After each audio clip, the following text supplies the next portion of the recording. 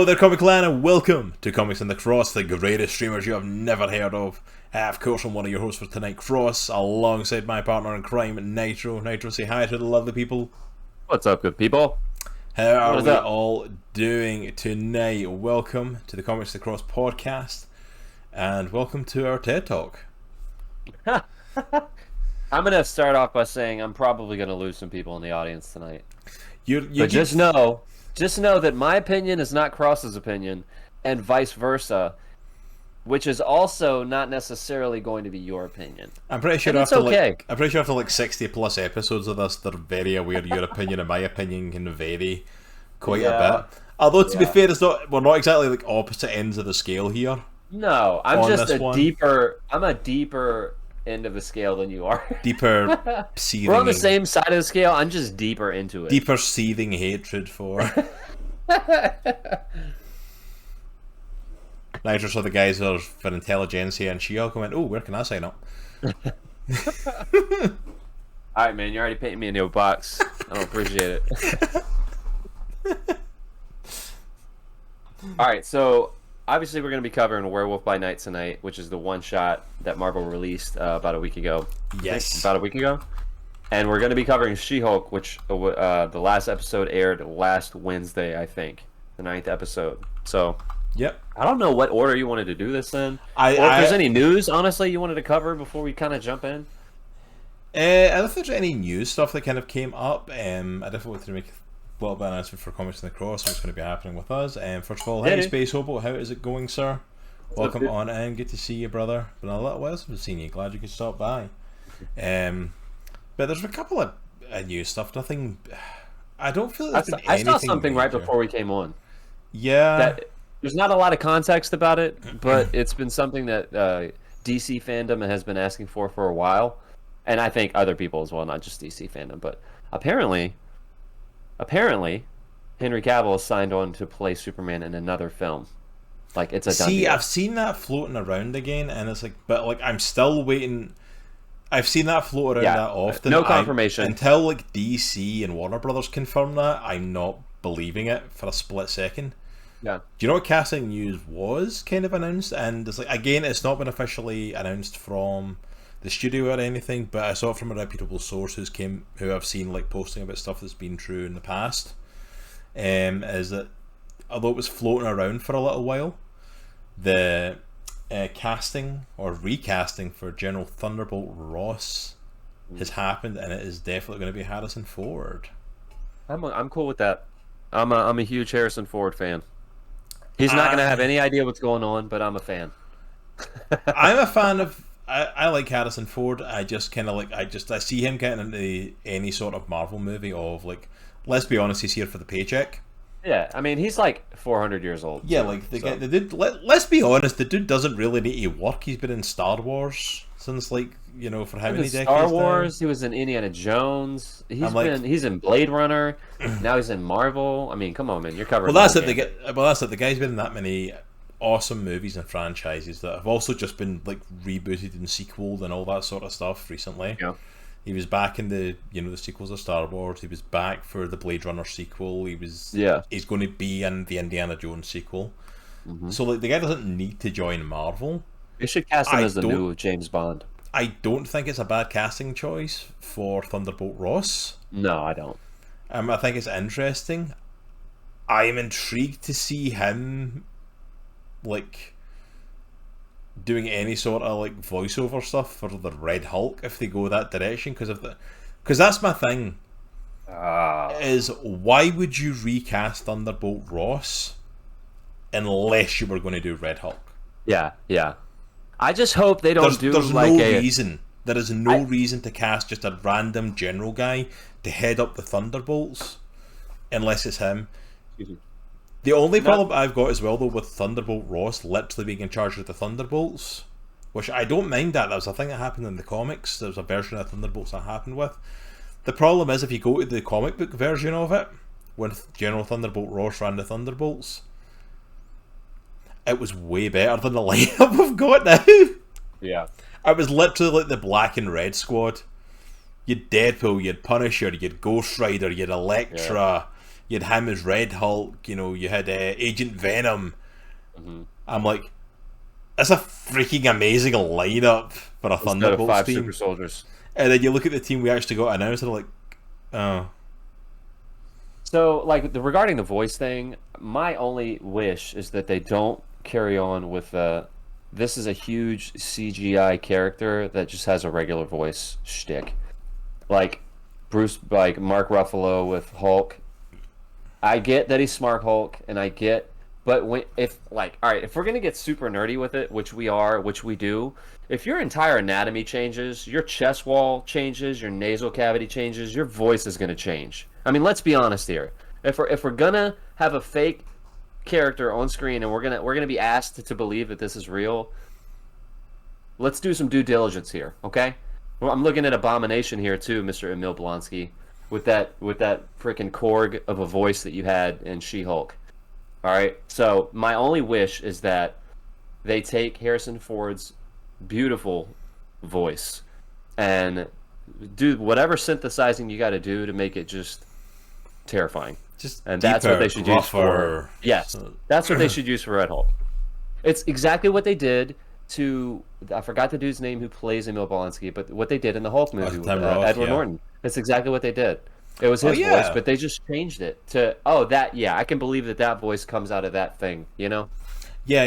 They made it like there's an actual physical change in that way. Yeah. Absolutely. It's like, and that's the thing, I don't even know what to think about this going forward. Like, part of me is excited for it, and the other part of me is kind of like, it's honestly hard for me to get excited, like super excited with Marvel at this point. Yeah, I mean, part of me is like, and I'm not trying to be funny here, but he is like almost 80. Like he's on the older scale. My worrying thing about Harrison Ford doing it is I'm going to like, is he going to care enough to actually act? Yeah. Like, because he's a phenomenal actor. Don't get me wrong. I am not questioning his ability. Yeah. I'm questioning his ability to care. Yeah, I mean, you cannot convince me that he took this role for any other reason than a nice Marvel paycheck. Yeah, I mean, to your point, he does have that attitude, that I don't care attitude. I'm just here for the check. Like, I've seen that in interviews and stuff like that. This is the guy that hates Star Wars. The only reason he came back for Episode 7 was because they said they were going to kill him off, because originally he was meant to be killed off in the original trilogy. Yeah. Han Solo was meant to die. Yeah. And that's the only reason he came back, was they said like, okay, I'll come back as long as you actually kill him off and get rid of him this time. Yeah. I mean, I think he will do fine. Like, again, they have him in Captain America. They're gonna have him in Thunderbolts, I'm assuming, and they're gonna have him in. There was something else that they're gonna have him in. But again, he's getting up there in age, and I realized Robert Redford, when he played in Winter Soldier, was up there in age. I get it. Michael Douglas and Ant-Man in the Wasp. Yeah, but the problem is that old. The problem is they were playing overarching people. They weren't playing the heroes. Yeah, that's true. Michael Douglas was playing the original Ant-Man, but he's no longer Ant-Man. Someone else was in the suit. Robert Redford was in Winter Soldier, but he was the head of S.H.I.E.L.D. He wasn't like Captain America-ing around the place. Can you explain Red Hulk to me? Like, I've never read Red Hulk before. Can you explain to me how, like, what the gist of it is? Is he kind of like a smart Hulk, like, but he's like red? He's a smarter Hulk. He's got his mind and stuff like that. Like, he's got his wherewithal around him. I honestly can't even remember the stuff for Red Hulk that much. Like, it's been so long since I've really read anything on Red Hulk. Like, like, I know bits and pieces. Like, the Hulk family is never something I've been massive into, like, ever. But I know tidbits of, like, Hulk. I know tidbits of She-Hulk. Yeah. When you start getting to Red Hulk and the other Red Hulk and Red She-Hulk, I'm like, very few and far between do I know about those characters. Even like Scar, like, who spoilers we'll get into during this conversation. Like, I know bits and pieces of him. Like, I know that's Hulk's son from Sakaar, but like, if you ask me what happened to him, why is he not around now? Like, I really don't know. Yeah. Okay. To be completely honest, like, the Hulk universe is one of those things I never had a massive interest in, so I picked up bits and pieces, but that was it. Yeah, it'll be interesting to see what they do with him. I think he'll do fine. I think because of Harrison Ford's age, I don't think they're gonna do a ton with Thunderbolt Ross, in my opinion. But I think he's going to be the one that's like the head of the team that brings them together. Yeah. And like the Amanda Waller of the Thunderbolts. Yeah. And you never know, we might see Red Hulk because it doesn't actually need to involve anything of him. Like, you can literally get anybody else in to do the mocap for it. It doesn't have to be him. Yeah. All you have to do for Harrison Ford is literally mocap his face. Yeah. Making facial expressions. Yeah. Literally, that's all they have to do. I bet, because I know actors are doing this now where they're selling their likeness to the studio. I bet there's some sort of clause in there for that because of his age. I would bet money. I would bet money on that. I wouldn't be surprised if there was something like that. But anyway, yeah, that's kind of like the big casting one that's came out. But even then, it's not even been confirmed. Like, it's all little news stories like this week. Like, I saw a thing, like literally before we came on tonight, I saw a thing of apparently there's rumours that the Flash 2 script is written. I saw that. Even though like the Flash movie isn't out until next year, and all the controversy around Ezra Miller, and I'm like, but again, like that's it. It's all just rumor stuff that's around now. There's nothing that's really been concrete from any of the big studios. Apparently, so there are, again, none of this is confirmed, but to your point, Flash 2 has been written. Man of Steel 2 is under works with Henry Cavill to reprise his role. You got Wonder Woman 3 is about to start with the script treatment. And you're going to have another James Gunn movie for DC at some point.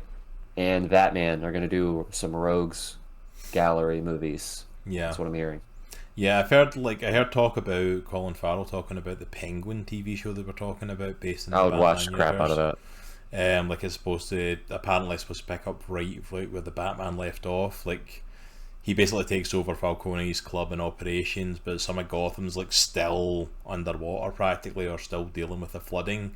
So like it's like really right after the movie. Dude, I would watch the crap out of that. He was amazing as the I'm intrigued. After seeing the movie, I'm more intrigued. Like, see, before the movie came out and they announced, hey, we're going to do a Penguin show. I'm like, really? I know. I'm like, is that something we really need? But after watching it, I'm like, I'd at least give it a try. Yeah. I thought he was great, man. I mean, he wasn't in it, to be frank, a whole lot. Like, what he did was good. A main character, but he was awesome, dude. What he did was awesome, and I'm like, he did a really good job at it. So like, I'd definitely give it a try. Yeah. I mean, hell, if I'm going to sit down and watch a random show about Peacemaker at the start of the year that turns out to be one of the superhero TV shows of the year, like 100%, I'll sit down and check out a Penguin show. Yeah, just saying. Exactly. You know what I mean? If I sat down and watched a Peacemaker show, and thought it was going to turn out like that, I'll definitely try a character I've actually heard of before he shows up. Yeah.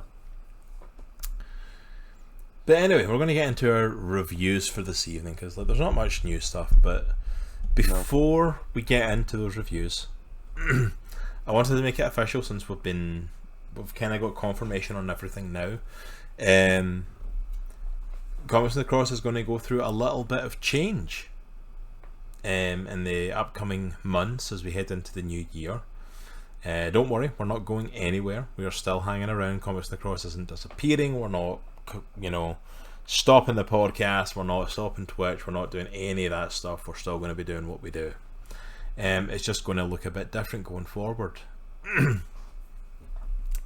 And first of all, since we are doing the podcast right now, the podcast is going to be going offline for recording. We started in March 2020, and for that whole of 2020 that we were on Twitch, literally the only thing we did on our Twitch channel was this. It was the podcast, and this has been the flagship show. This has been the flagship thing of Comics on the Cross ever since that day. But honestly, with the rearranging of the schedule as we have it at the moment, it was kind of brought into question of like if this is what we still wanted to do and go in this direction with it. Mostly because of recording it live on a Monday night, and I don't think changing it to a Wednesday night would change it that much. We've just not been getting that many live viewers interacting, especially compared to what we had been getting on Sundays, in the Sunday afternoon. And that's fair. That's fair that it's a different schedule. We're not getting the same amount of people. But the whole point of doing what we do here was to interact with the audience. Yeah. And if we're not getting that, question kind of became of like, do we still do this live? Like, we're still going to record it. It's still going to be like this. You're still going to see this uploaded on YouTube via video. You're still going to have the audio uploaded wherever you get your podcast from. That is not going to change.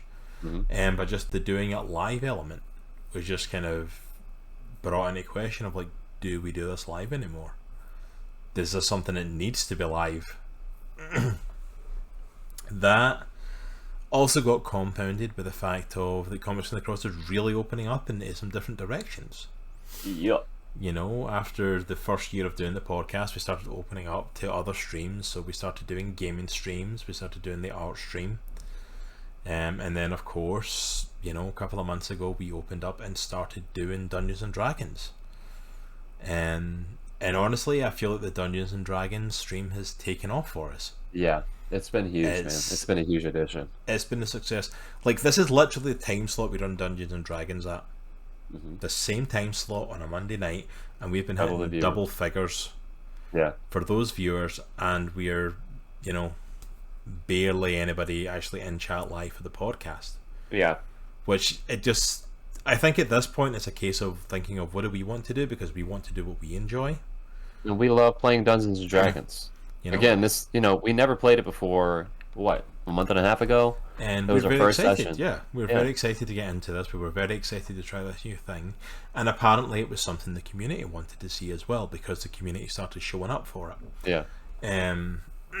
So, Monday nights we are still going to be here. This is all going to kick off in the new year. This is probably going to kick off, like, at least at the moment, we're probably going to be taking January, if not most of January, off again, just to kind of recharge for the new year. And then when we hit back in February, our new schedule is probably going to look like Monday nights, probably 8:30, depending. We're still at sort of the official time, but probably 8:30. We will be kicking off Dungeons and Dragons on a weekly basis. Yep. Monday nights on a weekly basis. We're going to hopefully wrap up the campaign that we're doing now, that's led by our good friend Tom Levine, by the end of the year. And then we're going to kick off a brand new homebrew campaign called Chronicles of Andrasia, No More Humans. And it is actually a homebrew campaign created by myself. I am going to become the new Dungeon Master for this campaign. I am going to take over that spot, and we're going to have returning people and new people involved in the campaign to this brand new homebrew campaign that's going to run on a weekly basis on Monday nights. It's going to be awesome, man. I'm excited. So we are super hyped. Cross, I got to put in a word for you, man, because Cross has been busting his butt getting this campaign together. He hasn't obviously spoiled it for me or anything like that, because I'll be playing, but we've been bouncing stuff off each other, and he's doing an awesome job, dude. You're doing an awesome job. Thank you, man. It's going to be awesome, dude. I appreciate it, and I think that's been the hard thing, is like, I'm excited for the story, but like, I literally have no one I can talk to about it, because I don't want to spoil it for anyone playing and anyone in our audience. So it's like, I'm literally just sitting on this myself and hoping it goes well when we launch. But I feel like I'm in a good place with it. I feel like I'm getting used to it and going through all the guides and all the different stuff for it. And we're going to be launching, so Nitro's still going to be involved, as is Jay, as is Tolkien Asian, our other PCs that have been playing through Keeping the Borderlands. They're still going to be playing. We're just going to be adding to that. Space Obo, if you need any players, let me know. Absolutely reach out to us in Discord, man. Nitro's the man that's been heading up, kind of putting all this stuff for that together. He's handling all the logistics of the putting people together, the organising, all that sort of stuff, while I'm handling the actual campaign and DMing stuff. So we're kind of like splitting the Dungeons and Dragons stuff like 50-50 right now. So none of us get like overrun with everything. But yeah, so like, we're wanting to get people involved. We're wanting to dive into this. What we've got kind of going so far looks like it's going to be pretty cool, but that is kind of going to become our new flagship here on Twitch. We are still going to be gaming. I'm still going to be gaming during the week. My gaming, actually starting this week, is actually going to no longer be Tuesday nights. I'm actually going to be moving it to Friday nights, just because I feel like Friday and Saturday nights are the bigger draws of people actually being on Twitch. So I'm 100% want to try that out. Like, Saturday nights I can't, because that's nights that Jay doesn't work, is Saturday and Sunday, so I spend them with her. But I want to start gaming on the Friday night. So we're still going to do that. Jay's still going to be streaming and gaming on Wednesdays. Nitro's still going to be doing his art stream. You know, it's like, I believe, every other week for that. So like the rest of the stuff we're doing on Twitch is going to change, is going to stay pretty much the same. Yeah. But just that the podcast is, and I think the thing is, we've both talked about this, we've both thought about it, both prayed on it. Like, I think this is the natural evolution for Comics in the Cross. Yeah, it makes sense. Comics in the Cross literally was a podcast to begin with, and I feel like it's became bigger than just the podcast now. Well, like you said, like, there's obviously a reason that we're doing this, like the stream, the reason why we started it. But at the same time, like, we can still reach a cool audience and our core audience in addition to other people by doing something that we really, really like. Yeah. So absolutely. It's perfect. And that's it. You're not going to no longer get us talking about stuff. Like, we're still going to be live on Twitch for the podcast until the end of the year. So look out for our reviews on like Black Adam, Black Panther, Wakanda Forever, stuff like that's all going to be happening. And then we've got some other stuff that's coming out next year. We're still going to be talking about it. We're still going to be talking comics. We're still going to be hopefully reaching out to comic book creators. We're still going to be spending time talking about our trip to C2E2 that was planned for next year. Yep. Like, we're still going to be talking about that on the podcast. Just, we feel like it's more than just the Twitch channel now, and we feel like we're trying to expand what we're doing. I feel like Comics in the Cross is kind of, I don't know if you feel this way, but like for me, I guess I feel like we just hit that plateau where we were. Yeah, I agree. And it was like, it's time to change and evolve again. And we did that. We did that like going into 2021 and 2022. We changed and evolved. Yeah. You know, 2021 we evolved by adding new streams to it. 2022 we reshuffled and redesigned and everything like that. New logo, all that sort of stuff. So 2023 it's like, this is just the next step in evolution for Comics in the Cross. Yep. So you know, so it's not a massive change, but it's like, it's like you know, but we're excited for it. This is going to be awesome. You know, it's like, this is a great new direction for us to go in, and it allows us to focus more on Dungeons and Dragons as part of it, and we want to make that. Yeah, man, we want to make that a bigger part of the stream because we're really enjoying it. We're thoroughly enjoying it. You know, and in all honesty, I've got a bit of a creative muscle that I've wanted to flex for a long time. Yeah. You know, it's like I can be creative in certain ways, like in preparing stuff for the stream, doing stuff for the podcast, designing like the opening videos and the thumbnails for YouTube and all that. But like actually designing a world, like, this is the stuff I've been waiting to do. Yeah. You know, I mean, even the little bit of roleplay that I've seen you do, like in the campaign, I can tell that like you have a narrative brain. Like, you like to tell narratives, you like to tell stories. So yeah, it's gonna be awesome. I like to tell stories, and I also love the thinking on my feet ad lib of like going into this, I'm preparing for this, but also like I can't prepare too much because like I can't make it too strict of a world because I need to react to whatever you guys do. Like, you guys could wander off on your own adventure for a couple of sessions, and I need to just be ready for that. You know what I mean? Yeah. It's like you don't know what's going to happen. You know, I even tried stuff like other creative stuff, like trying to write my own comic. And like, I had a great idea for my own comic, and it's still a phenomenal idea. Maybe it'll get turned into a campaign one day. Yeah. But like, I literally had this idea, but the thing is, I could never get beyond the, like, I talked to you this week, I messaged Nitro a lot this week about it, and I was like, I'm getting inside my own head and I'm getting too overthinking everything. Yeah.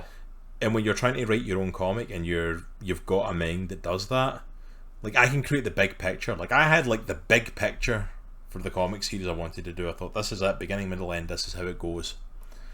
Trying to actually stop and put the details together, like putting the first details down and then having to go back and rewrite, oh, but this could be better, so what if I did this? And all these different ideas just kept coming, and I could never get to writing book 2 because I kept rewriting book 1. You know what I mean? That sort of thing. Yeah. And it's like, but like, Dungeons and Dragons feels like a way to actually flex that creativity, and I'm excited for it. You know, and actually, fun enough talking about that comic, like, some of those ideas have actually crept in here. You know, just like even the name of it being the Chronicles of Andrasia, like, is the name of the series that I'm doing with this. Yeah. Hopefully opening it up to, like, if we finish this main campaign, we can always return to this world if we want to. Yeah, dude. But like that was the name of my comic, was Revelation Chronicles. Yeah. It was a series of stories. It was a series of stuff put together. You know, even one of the big bads for the comics has been repurposed for this. Yeah. In a way. Awesome, so it's like I'm using those elements and I feel like it fits here. So I know I'm rambling. I don't care. It's my show. Oh, good, dude. I can ramble. Yeah, dude. Our show. I can ramble. That's why I've got a podcast. So I can ramble and. You don't like it? You don't watch. I'm gonna say that's like if you're watching or listening, you should be well used to this by now. Surely. Oh yeah. But yeah, I'm excited for this. I feel like this is a really good step forward for Comics on the Cross. I feel like this is the right direction for us going forward. I feel like I'm excited to be able to play every week. Yeah. That's what I'm excited about. Cuz like, you know, I'll be honest, I did not think I was going to like Dungeons and Dragons as much as I do. I thought I was going to enjoy it. I thought there were going to be aspects where I was like, that's okay. But man, I am like, it's all I can think about. And you and me are similar in the way that like we get obsessive about stuff. And I am like, it's really all I can think about. Like it's addicting to do it. It's addicting to like to play the game and I'm fully in and fully committed to this part of it now. Yeah. And I think it's just the expansion of it because like even like if you look in our social medias and if you look here on Twitch, I've tried to reword stuff like it's Comics on the Cross is a brand we love comics, but it's all about geek culture now. Like we love comics and movies and TV shows, and now Dungeons and Dragons is a big part of geek culture. I'm like, yeah, I'm fully part of that now and I want to be. Yeah. So keep up to date with us on social media as stuff kind of comes out with that. But yeah, that's kind of going to be our new schedule going into 2023. And definitely don't miss out on that first session because we're going to be kicking off a brand new world of storytelling for Dungeons and Dragons. And even like I've seen some of the characters already that people have created that are involved in it. And I've got ideas of where the first sessions are going to go. Starting to put the stories together. It's like, and I think this is going to be a lot of fun. Yeah, it's going to be awesome, man. Be prepared for every single NPC to be Scottish, though, because I suck at accents so much. I was going to say I volunteered to do a Scottish accent for my character, but I don't know if I could continue that for like months on end every week. Do you know what's really intimidating, though, is like when you go to watch and learn like D&D stuff, and you go to watch some of the bigger ones, and then you watch something like Critical Role.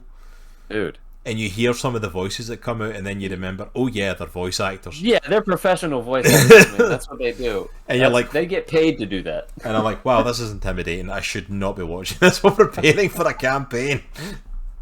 Yeah, I'm like, how easily they just slip into different accents. I'm like, oh, I can never do that. I know, but I'm hyped for it, though. I'm hyped for this new direction. So yeah, thank you for listening to us ramble about that. I just wanted to put that out there because we basically got confirmation on it this week that this was going to be that we were going to be able to wrap up this campaign by the end of the year and kick off our new one starting in 2023. And I wanted, once we kicked that off, I think you know, I hadn't confirmed with Nitro I was going to announce it, but I was kind of like, we've pretty much already confirmed this is where we're going, that the podcast is going to come off of Twitch and we're going to focus on D&D on here. So yeah, I wanted to just announce that and put it out there because I don't plan on changing my mind in that unless something major happens, and I'm fairly certain Nitro's the same, that this is the new path for it. Yeah, man. But yes, thank you so much for just listening to a little ramble. Alright. Let's do it. Alright, which one do you want to hit first, man? Shall we start off on the good note and start off with Werewolf by Night? Yeah. So full spoilers ahead. Going forward, this is the review show. We are going to be spoiling the So No More Chatting podcast after this campaign.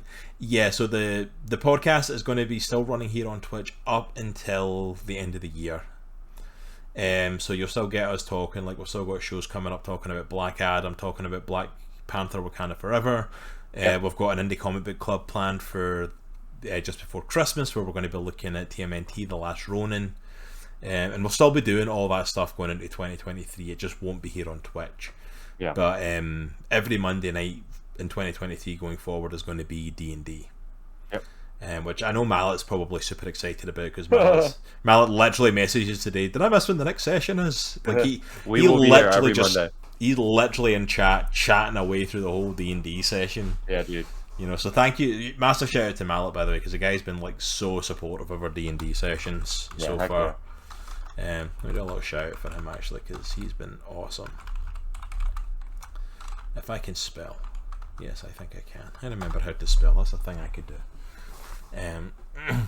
And Space Hobo sounds good, absolutely. And Space Hobo, like, you should stop by as well if you want to get involved. Like, come and watch the sessions. You can catch our sessions wherever you get your podcast from, or up on YouTube. Hashtag roll, or !roll. That's the Let the Good Times Roll YouTube and Anchor channel where you can get all the podcast links from. Go and check it out, get caught up. I love D&D stuff, but gonna miss the podcast.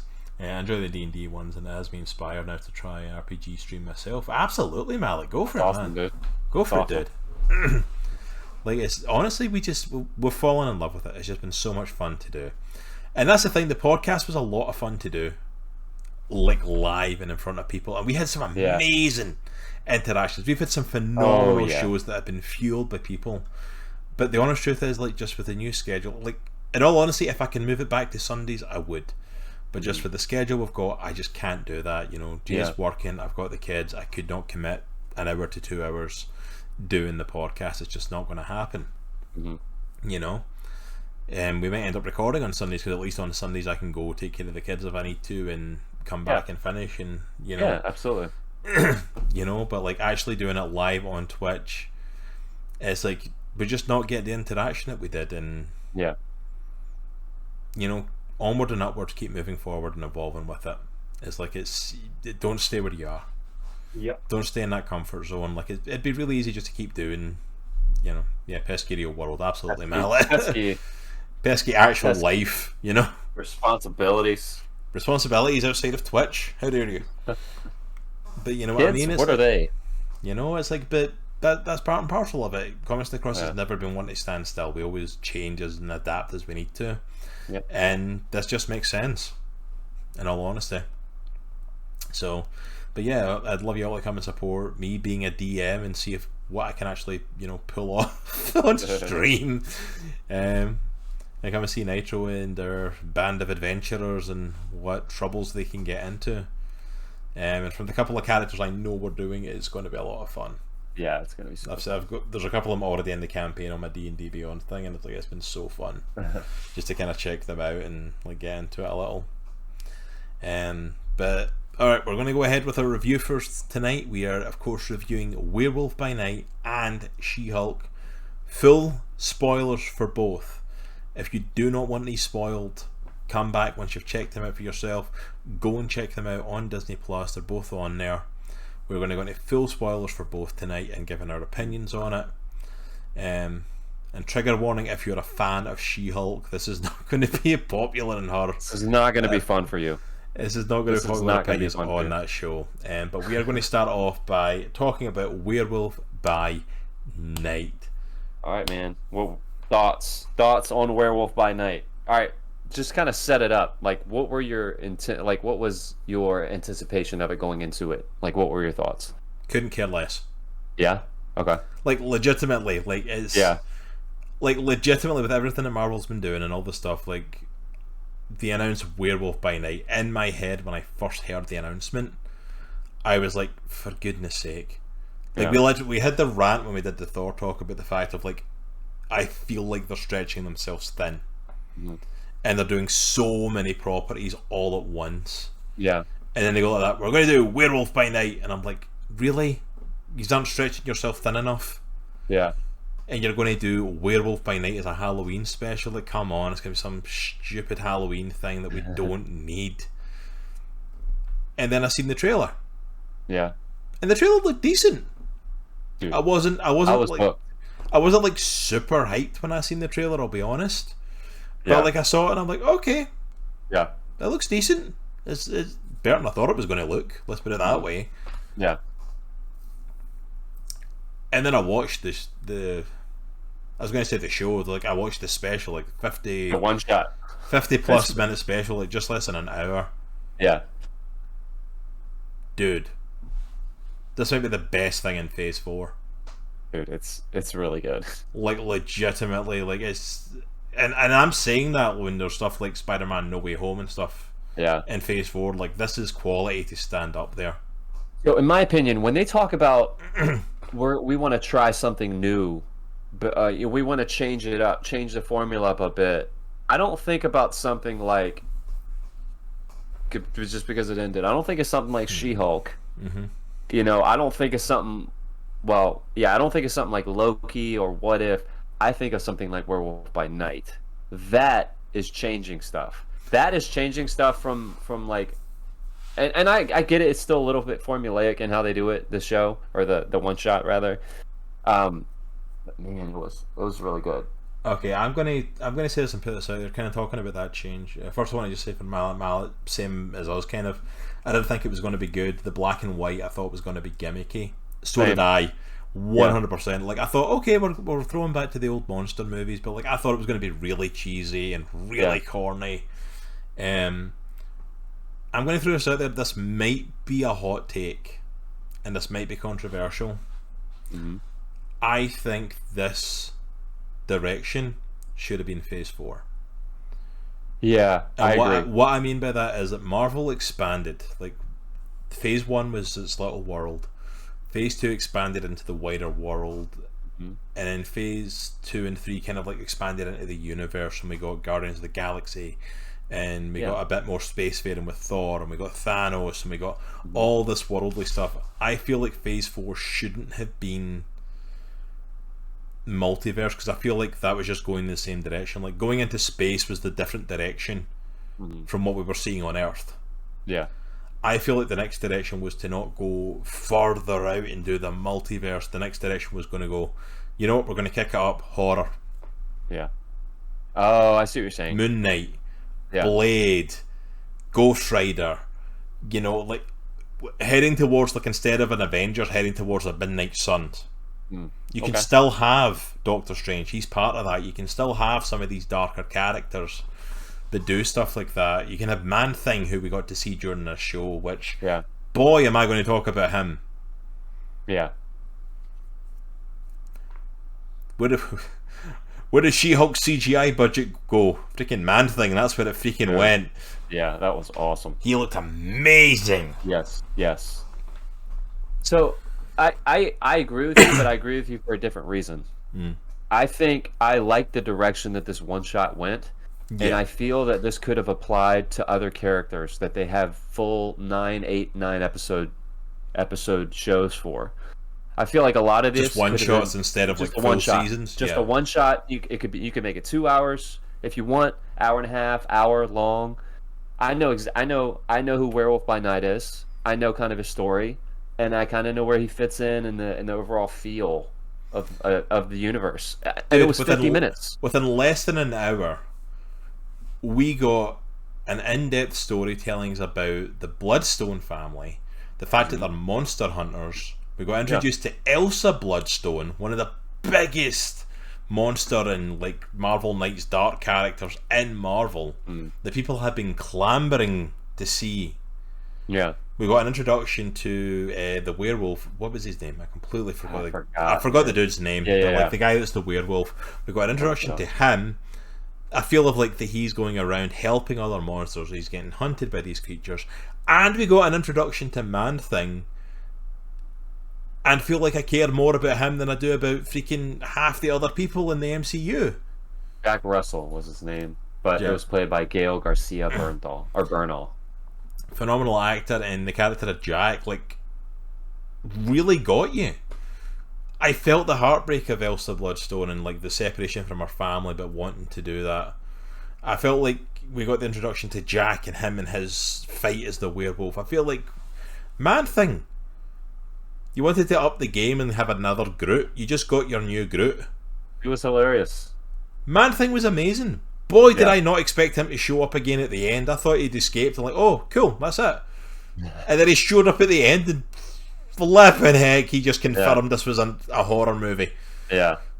As if the werewolf like ripping through people wasn't bloody enough. Man-Thing shows up and eviscerated the freaking head of the Bloodstone clan. It's like...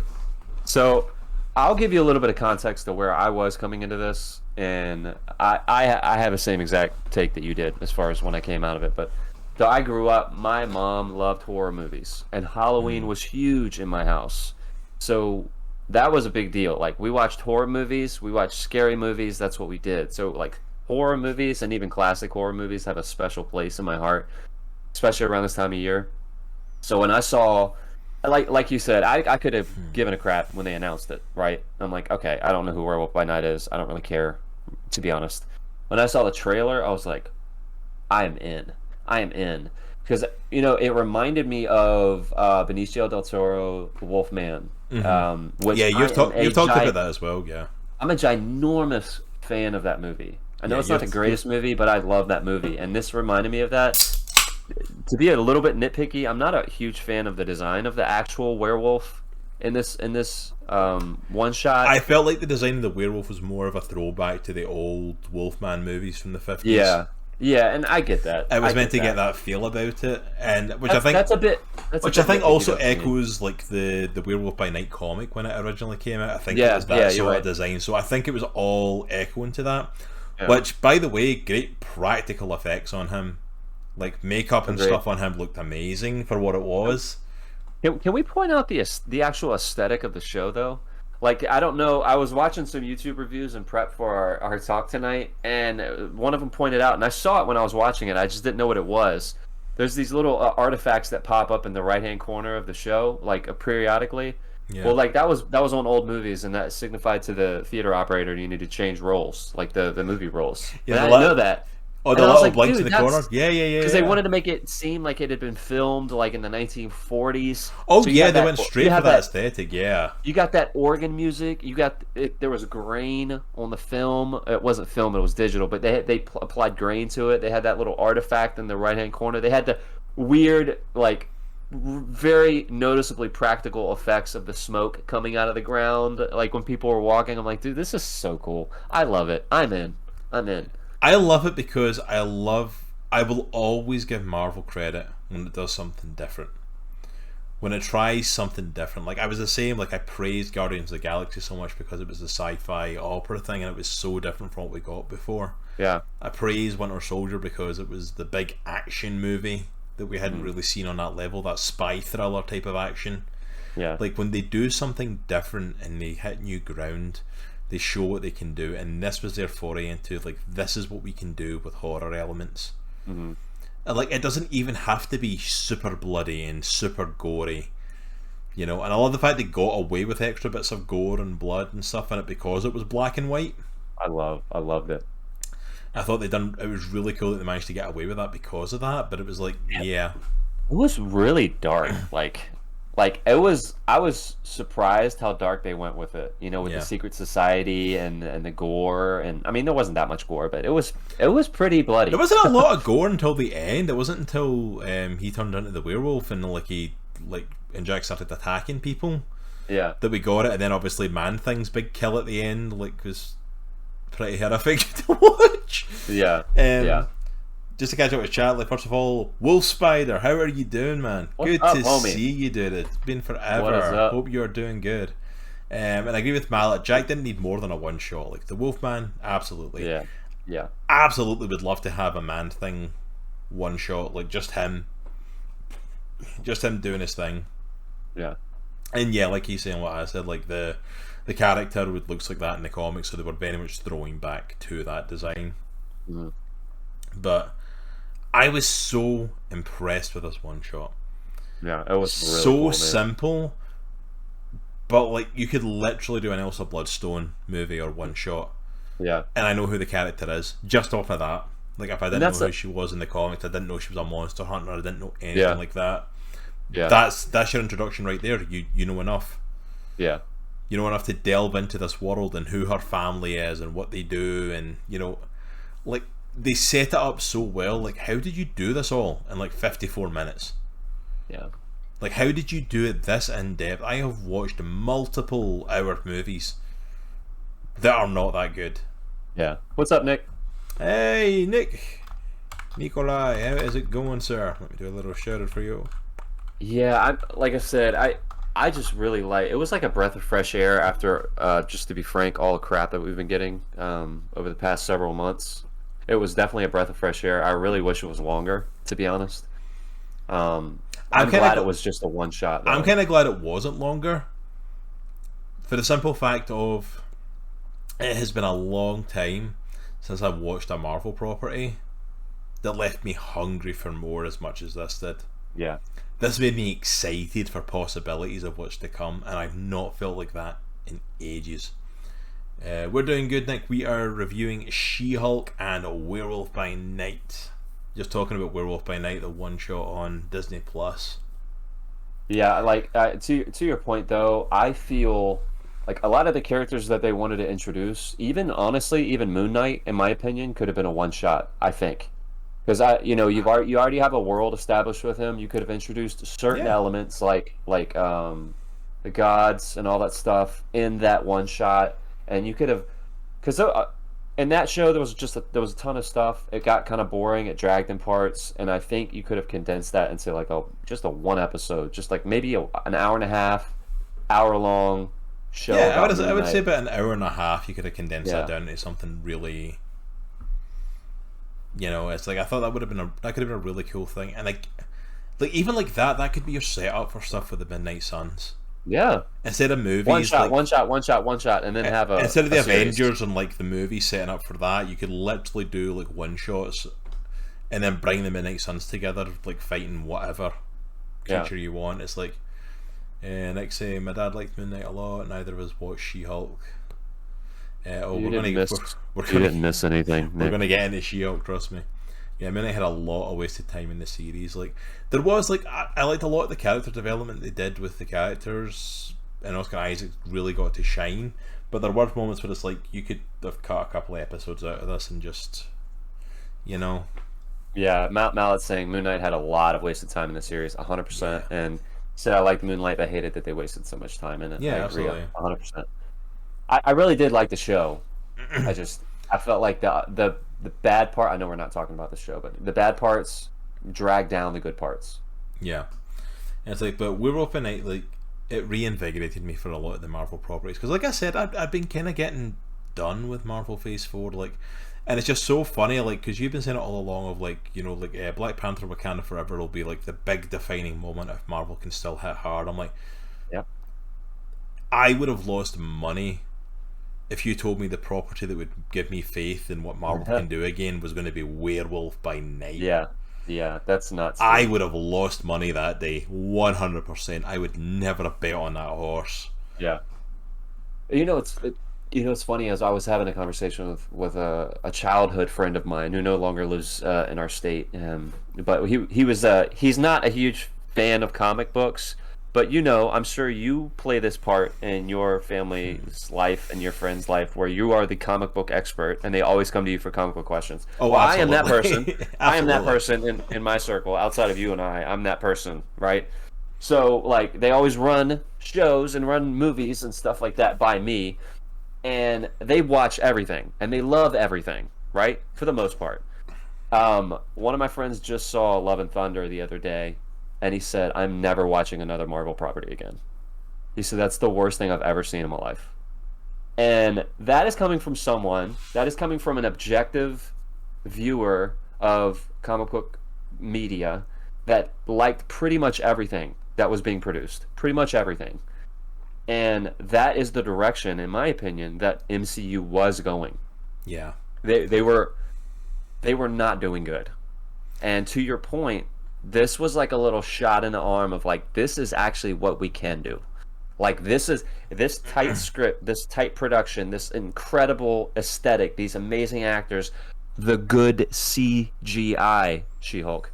Okay, can we take... This is what we can actually do. This is the type of stuff that we can actually produce. I'm so sorry for Love and Thunder, and I'm so sorry for Multiverse of Madness, and I'm especially sorry for She-Hulk. Yeah. Can we take time to talk about that as well? Because you mentioned the CGI there, and that's going to come up with She-Hulk, 100%. Oh gosh! Can we take the time to mention Man-Thing? Dude, he's amazing. I don't know a lot about Man-Thing, but he's amazing. Ted, my man. Let's have our TED Talk. This has to be the TED Talk section, man. The TED Talk. Heck yeah, dude. It's like, Ted was freaking amazing. I have never been like overly excited about Man-Thing as a character. I think he's cool. I love cryptids, I love monsters, I love creatures, so like getting into stuff like Werewolf by Night and Man-Thing and all that, like up my alley. I've never been like, I need to go out and buy a Man-Thing comic. Yeah. You know? But 100%, I saw him in this and I was like, dude, he looks so good. He looks savage. Like that when he's introduced, like unofficially. So they're in this like maze thing, right? And yeah, they're hunting, for anyone who's not seen it, the whole setup is like all of them brought together for a hunt. Yeah. So they're hunting the werewolf, who just happens to be one of the guys who's hunting. So he's hunting himself. No. He's hunting the Man-Thing. That's right. Yeah, they're hunting Man-Thing at the start. Basically, all the Bloodstones, like the patriarch is dead. Yeah. And so the whole Bloodstone family is brought together for the opportunity to win the Bloodstone, which is like the amulet of their family. Yeah.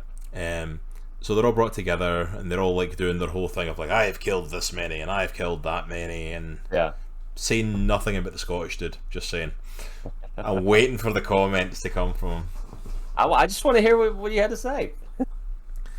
But like, so they go hunting after Man-Thing. Because the werewolf doesn't come into the end, it turns out one of the hunters is actually the werewolf. But they're hunting Man-Thing, and he basically is there trying to help him, trying to help Ted escape. And for the moment he shows up, I think it's like the bush is the first thing. It's like the big hedge, like he comes out of. Yeah. It's like, dude, he's huge. He is massive. He looks amazing. And do you know how they really defined that they were doing great CGI on him?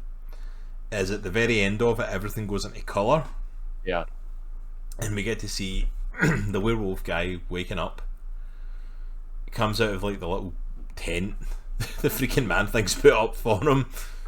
Which I like, Man-Thing, like, I have questions, because he gave him coffee. So many questions. He gave him coffee, and I'm like, where did you get coffee from? He can't talk like English, but whatever he says, the werewolf dude knows what he's saying. Jack Russell. Not Jack Russell. That's a dog. That's a dog. What's his name? Yeah, Jack Russell. That is his name. Okay. Yeah, so he understands the Man-Thing, but the Man-Thing doesn't speak. I just kind of chalked it up to Groot logic. Yeah. Of like, Rocket can understand Groot, and then the rest of the Guardians eventually understand just by hanging out. Like, they've been friends so long, he just knows what he's saying. Yeah. But like, they're sitting out in the open, no coverage, no nothing. Yeah. In daylight, in colour. Mm-hmm. And he still looks amazing. Yeah. He looks awesome. I cannot state enough how good this is, and I'm like, okay, Disney, see what I've been saying about the MCU stuff for like the last however many movies with the awful CGI, and you've got no excuse because how much money you've got? Yeah. You know, I mean, I know your designers are like overworked. You literally own entertainment. Hire more. Yeah. You own entertainment. Take the pressure off them, hire more. Like, you cannot tell me that you can't do that. Yeah. And you want to know what happens when they're allowed to do their work well? You get Man-Thing. Mm-hmm. You know what happens when they're not allowed to do their work well? You get She-Hulk. Who I legitimately, in certain scenes throughout the show, could barely tell that she'd actually been turned green. The green tone was that light. Yeah. Yeah, the CGI She-Hulk was just awful. I'm looking at the CGI. I'm looking at some images from the show on Twitter and online, and they're just so good. They're so good. Yeah. Well, the reality is he's going to show back up in the multiverse stuff. I hope so, man. I hope he does. Because, like, yeah, he's like the guardian of the Nexus and all that stuff, and Man-Thing's like, I hope we can be friends after tonight, Mallet. If you like She-Hulk as a whole, just FYI, like, Nitro's going to, like, tear it apart. Just saying. I'm not exactly going to be kind to it, but I've heard Nitro's thoughts on it so far. So I'm trying to tamper it down a bit. Like, I'm not trying to be a butthole, but yeah. But for Werewolf by Night, I absolutely adored this. If you have not seen this special, bring it. For whatever reason, if you have not seen this special, go and check it out for yourself. Yeah. Especially if you're a horror fan, especially if you love the old school horror movies, if you love that feel to it, if you love the idea of Marvel going in a slightly different direction, go check this out. It is more than worth it. It is 100% one of the best things I've seen in Phase 4. Maybe one of the best things Marvel's done. Like, just in terms of like brand new thing kicking it off, they have done phenomenal. Did you have any closing thoughts on She-Hulk or Man Thing? And I think for me, this really got me into the season, the season's mindset, if you will. Yeah. I'm a huge fan. I didn't read a whole lot of horror comics or horror books just in general growing up. I don't know about that much about the supernatural side of the MCU or comics in general, but this was my intro to it. I'm hooked, man. This looks awesome. Yeah, I mean, this actually ended up being a really good thing. We've actually had some really cool like Halloween-y stuff for the show this month. Between like doing witches and stuff, and between now like getting to do Werewolf by Night, we've had some really cool like horror Halloween-y stuff. Yeah, you don't typically get. Yeah. All the time, and it's like it was just really cool to see Marvel doing that. Yeah, I agree 100%. All right, chat, duck and cover. So Nitro. Being set up to fail. So yeah. Nitro, what did you think of She-Hulk? Honestly, man, it's the best thing in the MCU since Endgame, in my opinion. You almost real talk though. You almost said that with a straight face. I'm actually proud of you. That was impressive. All right, again, this is my opinion. This is clearly my opinion, and if you don't agree with it, it's okay. It's okay. We can still be friends, hopefully. Yeah, let me just preface. Let's just preface this by saying like that. This is our thoughts and opinions on it. Yeah. Off the bat, we were not fans of She-Hulk as a show. We are fully aware there are people out there who enjoyed it. Mm-hmm. That's okay. Yeah. This is our thoughts and opinions. It's our podcast. We're going to get our thoughts and opinions. You are allowed to disagree with us. Yeah. You're allowed to enjoy this. If you enjoyed it, if a twerking She-Hulk was your high point of the MCU, more power to you. Absolutely. I was not a massive fan of the show. Nitro was not a massive fan of it. I thought there was elements that did well. I thought there was elements that could have toned up on. I agree. But it's like, overall, it was not a good thing for me. So, all right, I'll put it this way. So I wanted to preface that out there, like, this is our opinion, so we don't get the hate mail. Because, like, if you enjoyed this, fantastic. I'm super glad you did. Like I said, I'm not telling you you're wrong. I say it with comics all the time and comic book properties. Not everything is for everyone, and that's okay. Like, I literally seen someone posting on Twitter about the fact like that. It's like, I don't care if you say She-Hulk was not for you, as I watched it and I loved it and it was the best thing ever. And I'm like, is that meant to be controversial? Yeah. Like, you're the one that's coming out with a fight of like, if you didn't like She-Hulk and it's not for you, it's like, well, I thought it was amazing. Good, I'm glad. Yeah. I'm glad you did. Like, I'm allowed to not like something. It's this weird thing of like, you're an extreme if you like or dislike something, and it's like, you like this show, fantastic, but we're allowed our opinion, and it doesn't mean we're women haters, it doesn't mean we're incels, it doesn't mean anything like that. It's just our opinion. Yeah. We're going to keep it as civil as we can. Yes, we can. At least I am. I'm gonna try, dude. I'm gonna try. Like, my seat keeps like going down. I am not signing off on a thing that Nitro says. This is all his thoughts and opinions. I'm hoping I can still be a host after this. All right, so, in my opinion, the podcast has gone off Twitch. Maybe I'll just be the last to laugh for it. All right, in my opinion, this is one of the worst, if not the worst, things to come out of Phase 4.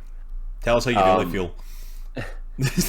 I think there are aspects of the show that work, and I'll get into that. I also think that if this was dropped into a different part of the timeline for MCU, I think it would have worked better. When you're following something like, you're following Multiverse of Madness, you're following Love and Thunder, which was it was a joke every 5 seconds, and then you drop right into this kind of. I think it hit the MCU timeline in the wrong era, I guess, for lack of better. I think it would have worked if it were put somewhere else in the timeline, just like Black Widow. I think it would have worked. I think when you put an agenda above the story, which I think the creators kind of did, it doesn't work.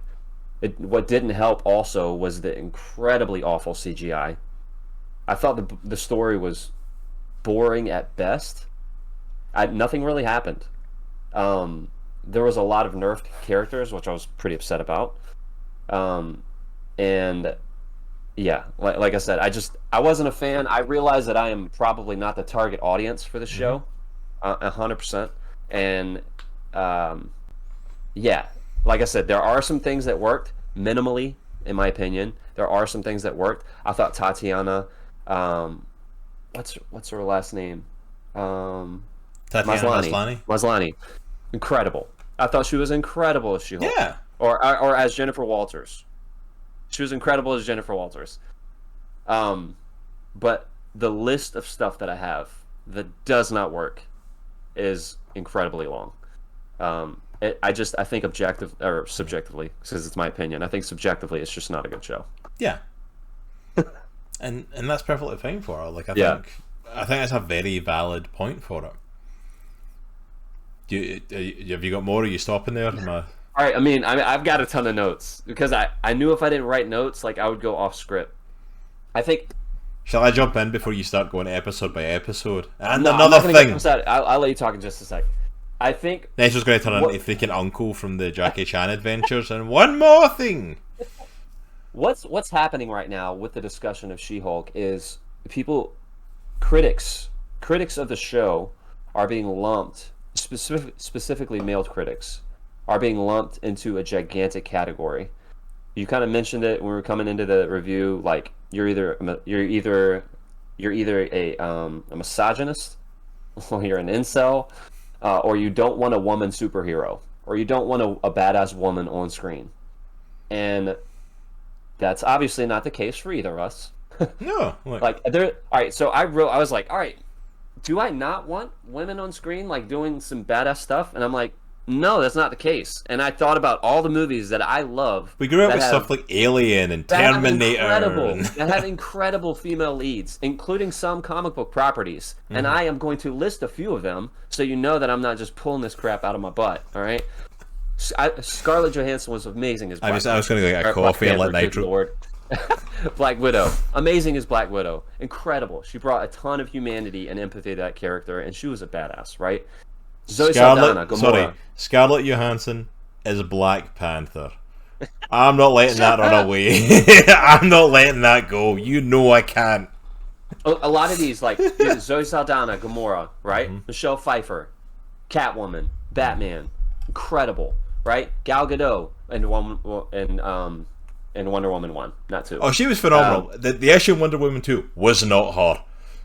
The issue in Wonder Woman 2 was not Gal Gadot. Let me just put that out there. She's incredible as that character. And she's a strong female character. It is her movie, no question about it. And it was a good movie. I mean, by DC standards, it's a good movie. She was not the problem with that movie. Let me just put it that way. She was not the problem with that movie.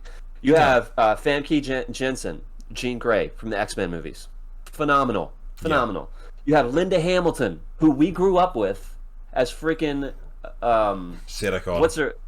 Sarah Connor. Terminator and Terminator 2. Now, one of the most badass women in sci-fi. Like, the epitome of I will not take crap from any one woman, right? You have Ripley from Alien. You have Anne Hathaway. I'm going to name some non-comic book movies that I think women slay in. And I've already lost my nerd cred, so I don't give a rip anymore. I'm a huge fan of Devil Wears Prada, right? Anne Hathaway crushes in that movie, right? Emily Blunt, Live, Die, Repeat, crushes in that movie. Oh, she's Amber Mid Thunder crushes in Prey, right? Mm-hmm. All these women, these are their movies for the most part, and they dominate. They're phenomenal. The scripts, for the most part, are tight. The movies are great. Has nothing to do with a woman being the face of a show. Now that I've said my piece, Please go ahead, Ross. I'm sorry, I can't stop laughing at the fact that Devil Wears Prada in the middle of that. Not the fact that you've watched the movie, but the fact of like of all the examples, like even when you went off a comic book stuff, it was still like Edge of Tomorrow and Prey, and then like Devil Wears Prada. What? Dude, I love Devil's Wear Prada, dude. I'm one a of these Devil Wears things Prada is stan. not like the others. One of these things is not. I was gonna pull out. I almost said Megan Fox. Good grief. You've Got Mail. What's her name? Meg Ryan.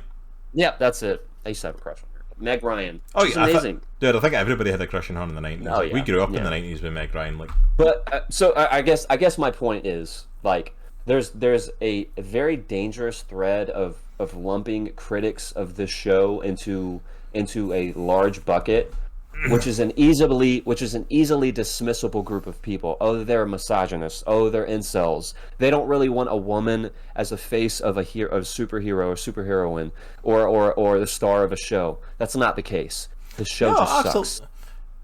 And I think that's the thing. I think you make a fair point with that, because there has been a lot of that, and to give credit to those. And I'm not saying there isn't that. There is definitely. Well, that's what I was about to say. Like, to give credit to those detractors, at least, like, I can understand them saying that, because there's a lot of that. Mm-hmm. There's a lot of people out there who are like, who hated this show just because, and that's the thing. The show ended up becoming a commentary on that as well, which I kind of felt like we got to talk about that too. I felt like it was a bit on the nose, but at the same time, like, that's a lot of what the She-Hulk comics were. They were very like meta commentary on stuff, so so it makes sense to do it. But like, even stuff like that, why do we need a She-Hulk? One of the jokes is like, why do we need a She-Hulk with, you know, we've already got a He-Hulk, you know, we've already got a guy doing it. It's like, the problem is, like, because it feels like, see, for guys like us, like, it feels like it's on the nose, I feel. Yeah. The problem is, there are actually people out there that think like that. Yeah. Like, it feels on the nose to me, but there are actually people that literally hated this show just because it was She-Hulk. Well, yeah, but the thing is, they are using that line of, like, quote-unquote criticism of the show and lumping it in with actual valid criticism of the show. Like, there's actual valid criticism of the show that is just being ignored by the creators and the powers that be in the show because of that just fringe. And I'm not saying it's not. I don't even know if it's a minority, but this fringe group over here that just doesn't want a woman on the screen, you know. Yeah. Like, that group exists, but I think a good portion of the people that are actually like saying, "Hey, this show is not good, and here are the reasons why," they're being ignored. Yeah, and I think that's it. It's like there is a group of those people out there, but I think a lot of people are using that as a defense against the fact that, like, people actually have issues with the show. And like I said before, if you don't have an issue with it and you enjoy the show, that's fantastic. But people can have a look at the show and go, I don't enjoy this. I don't think this was done well. And not just because, like, oh, she's a woman. It's like, no. It's like, I don't think it is. Like I said, Tatiana Maslany is amazing. She's great. I think she's a phenomenal actress. I think she's done well. Like, we're going to get to it later. Like, we're going to spend a whole section talking about it. But Daredevil's introduction, the chemistry between her and Charlie Cox. I wasn't a huge fan of, like, some of the stuff they did with him, but he, in my opinion, he was the best part of the show. I think, in all honesty, I think he was spot on. I think he was a perfect comic book representation of Daredevil, because people get really thingy, like, oh, he's not quite as dark as he was in the show, and I'm like, have you read Daredevil comics? He's not that dark all the time. Yeah. Like, not to mention the fact that, like, he's crossing over into another person's show, just like in other people's comics, they take that tone. Yeah. Like, I saw somebody posting, like, Daredevil's like that when he meets up with Spider-Man. He's a little cocky, he makes jokes, he's a bit, you know, showing off, and I'm like, I thought they'd done him justice, and I thought the chemistry between Charlie Cox and Tatiana Maslany was like, you could literally cut that tension. It was great. It was great. Like, legitimately, I watched it, and I'm like, if you told me the two of them were dating in real life, I'd believe you. Yeah. You know what I mean? Like, it was that tangible. But she was phenomenal. Most of the actors in this were phenomenal. Like, I love the chick that played her assistant, and the guy that played 100%. Pug. Although I will say this, watching him, it's so hard to watch him just be like an assistant character after watching him in Arrow as a villain. Because he played Prometheus in freaking season 5 of Arrow, like an anti-Archer, a Green Arrow, which he was phenomenal in. So it was so weird seeing him in this like very non-superhero role on a superhero show. But yeah, most of the actors were phenomenal in it. Most of them did a great job. I guess one of the main issues that I have, and I've voiced this on the stream before, and it's been carried over from other comic book properties, specifically Phase 4 Marvel stuff, like in Multiverse of Madness and Thor. There's this tendency to dumb down male characters at the expense of propping up a female character that they want to present as a superhero. And in my opinion, it was very prevalent in Thor, in my opinion. But in this, I think it exploded in this show. I think every male character, aside from Charlie Cox, I think, was portrayed as like they're either dumb, they're misogynistic, or they're useful / the brunt of jokes.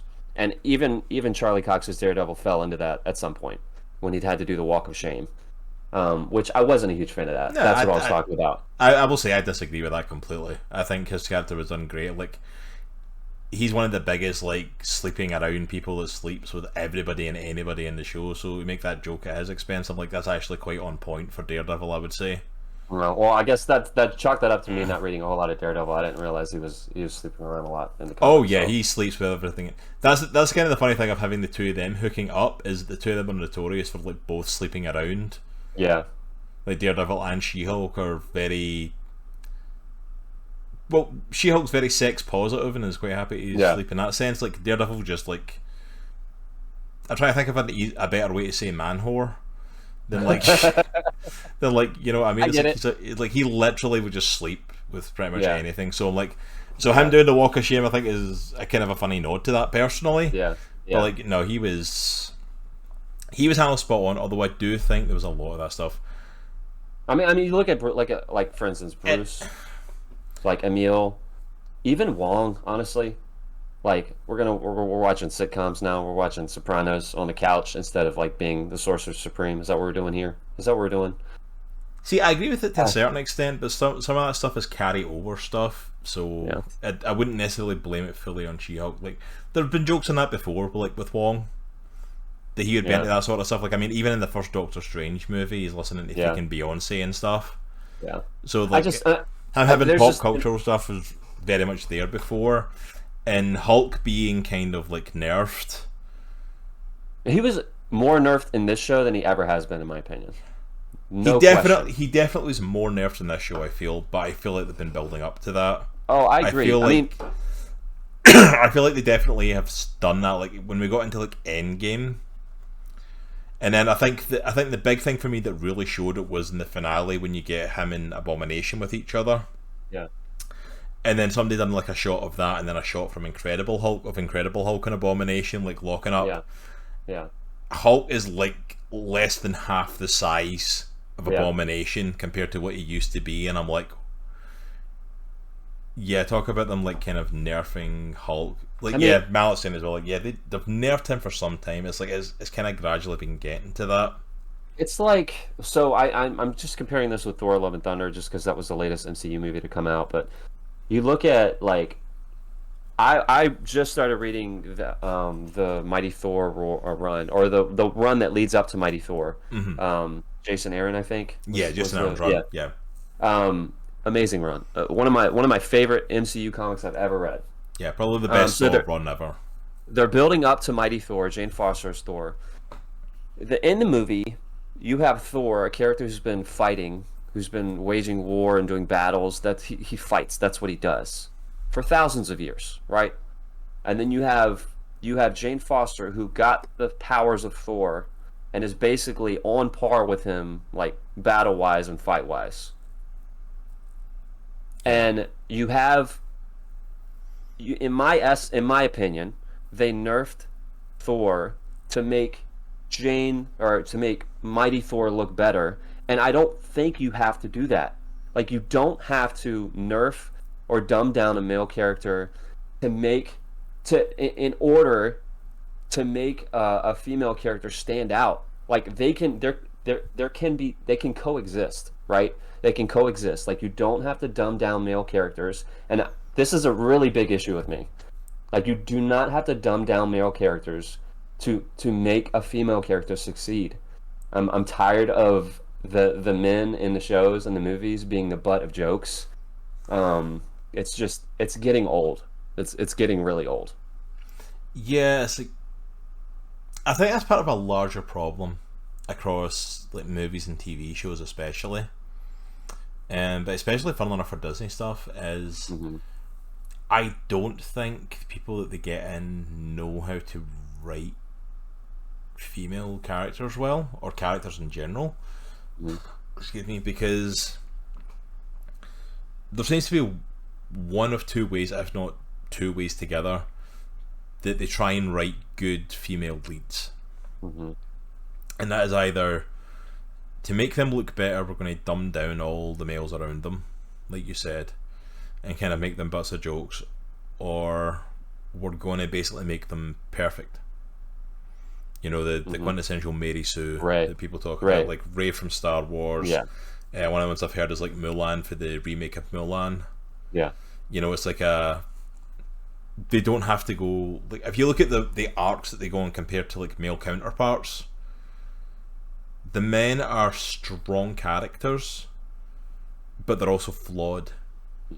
They're given development, they're given opportunity to grow, they're given opportunity to go in a certain direction. Whereas like these female characters are very much, they're written as perfect.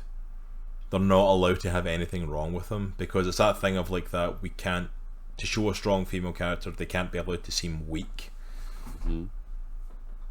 But if they don't seem weak, they basically end up not giving them a personality, or not giving them an arc, or giving us nothing to attach to.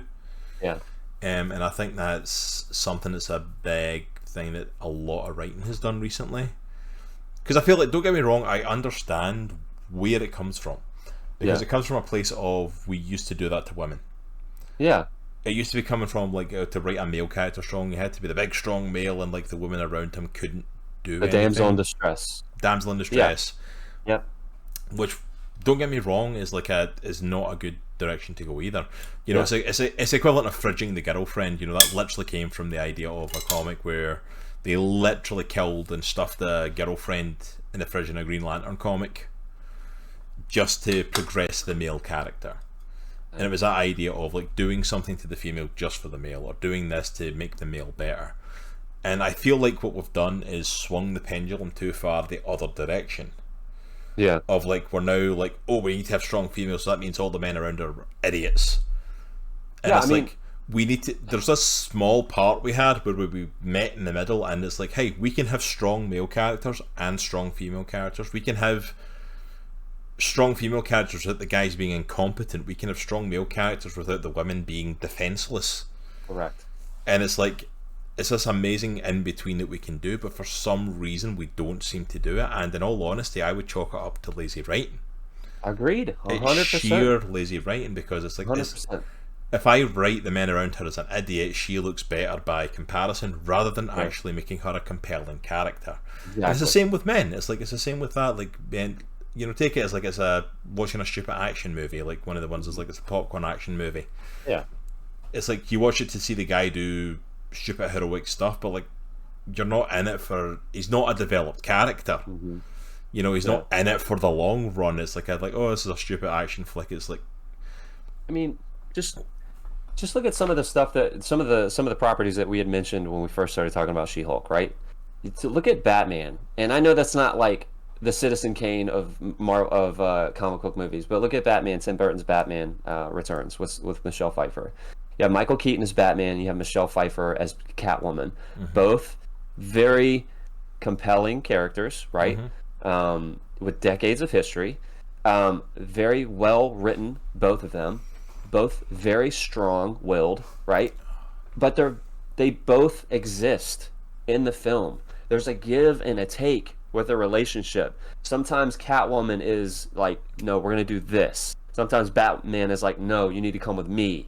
There's a give and a take. There's a symbiotic relationship where, you know, and you know how you have the other ones like, you know, Zoe Saldana and Chris Pratt, you know, Star-Lord and Gamora. That's another one. Zoe Saldana doesn't take any crap. She's stronger than Chris Pratt, right?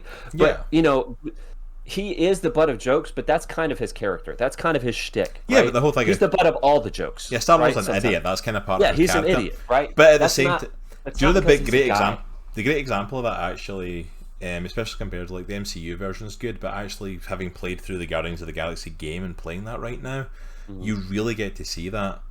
Like all the characters are amplified. Like Gamora is 100% badass assassin warrior.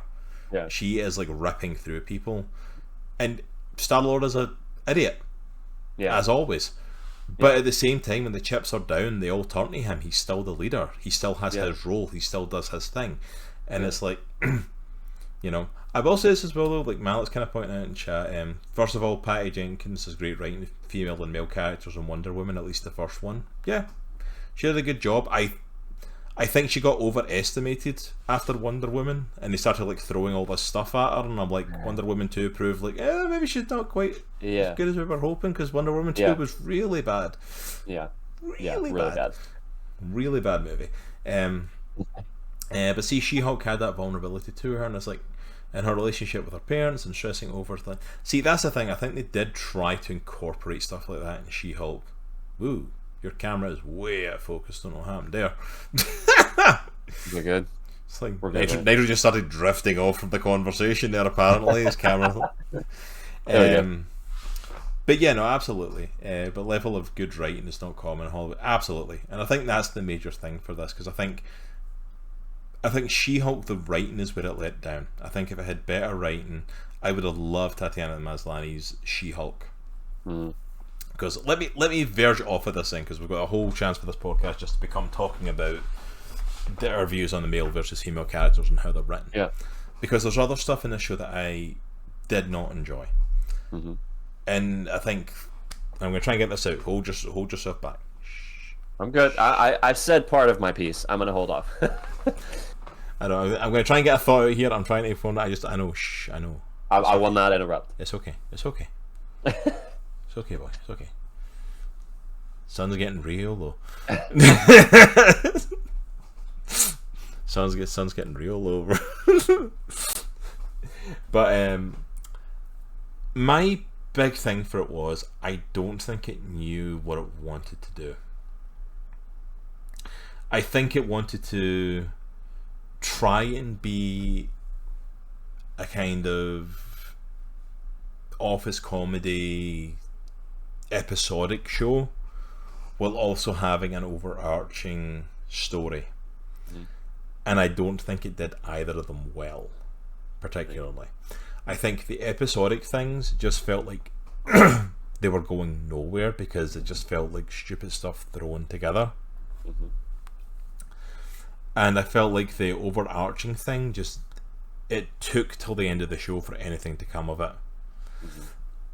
Like literally I felt like it was a case of, we got like the wrecking crew showing up, which random showing up and then just like not doing anything with them, except one of them's at Blonsky's thing and like retreat. But wrecking crew show up trying to get our blood. What's it for? Blah blah blah. Okay, we've got a bit of an interesting story. Don't hear anything about it for a few episodes until the whole stuff with Josh, the guy that she's seeing, who ends up standing her up, because obviously he's working with them, with Intelligentsia, the whole overarching villains for this.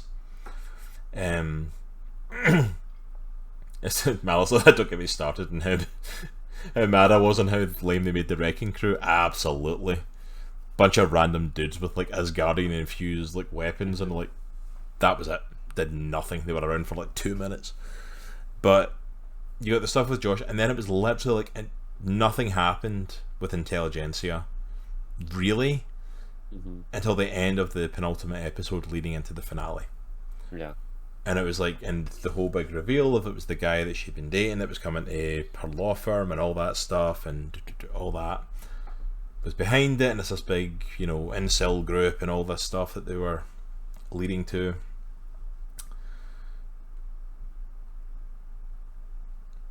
Hey, Midnight Katie, how are you doing? Good to see you. Midnight in this house. Can't be a bad thing. My issue with the overarching story was I felt like there was nothing to hold me there for She-Hulk, for that overarching story. And that overarching story that was building up, and we might get somewhere with it. And I feel like it got to a place of, when it got to that finale, that overarching story was nothing more than a setup for a fourth wall gag. Fourth wall episode. Which, and that's the thing I want to get as well, is don't get me wrong, the fourth wall break in that finale was like the only bit of that finale I liked. It was so clever, so well done, having her like break out of the Disney Plus thing, go to the offices, go to meet Kevin, and it's this like AI that runs everything, and like the Kevin Feige joke there was really clever. It was really well done. It was really, really good.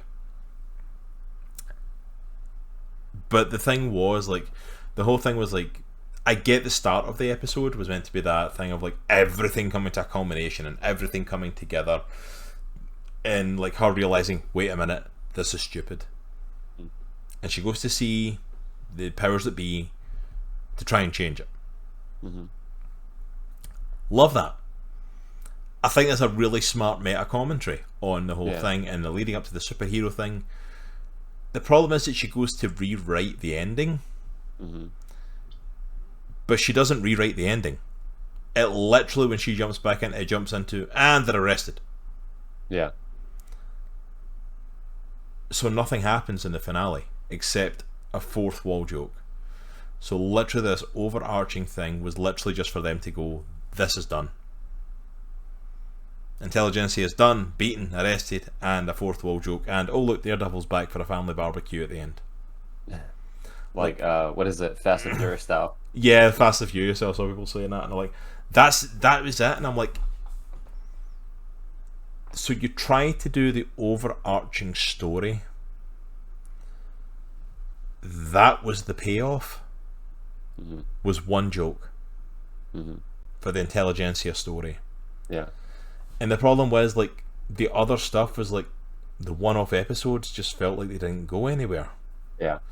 And they weren't engaged. Like, I watched it and I'm like, what did I get out of that? Yeah. Like, I don't even feel like I enjoyed it. I watched it and it was just for the sake of watching it. Yeah. Like, Titania was built up in the build-up to this show, and she was like this influencer superhero, and off the top of my head I'm like, okay, we're in a world where there's influencers, this is a big thing in our world, social media, and she's doing this whole thing, and then even it was even kind of smart, the whole thing, her like, oh, she's taking the She-Hulk name.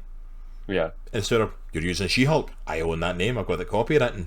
Yeah. Like, okay, that's an interesting take, because you're including the lawyer stuff in here. She's a lawyer. Like, okay, and I just felt like it was like, and by the end of the episode, it's like, it's wrapped up. And they're like, did we get anything out of that? I'm like, I feel like there was, I feel like the writing was so poor. Like, I wanted more. I wanted to delve deeper with Jen. I wanted to delve deeper with her family. If we're going to do that stuff, give me more.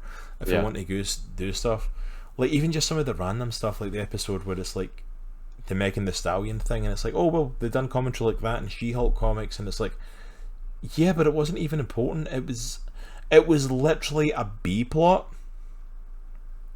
to a guy who got screwed out of stuff because he thought he was dating Megan Thee Stallion.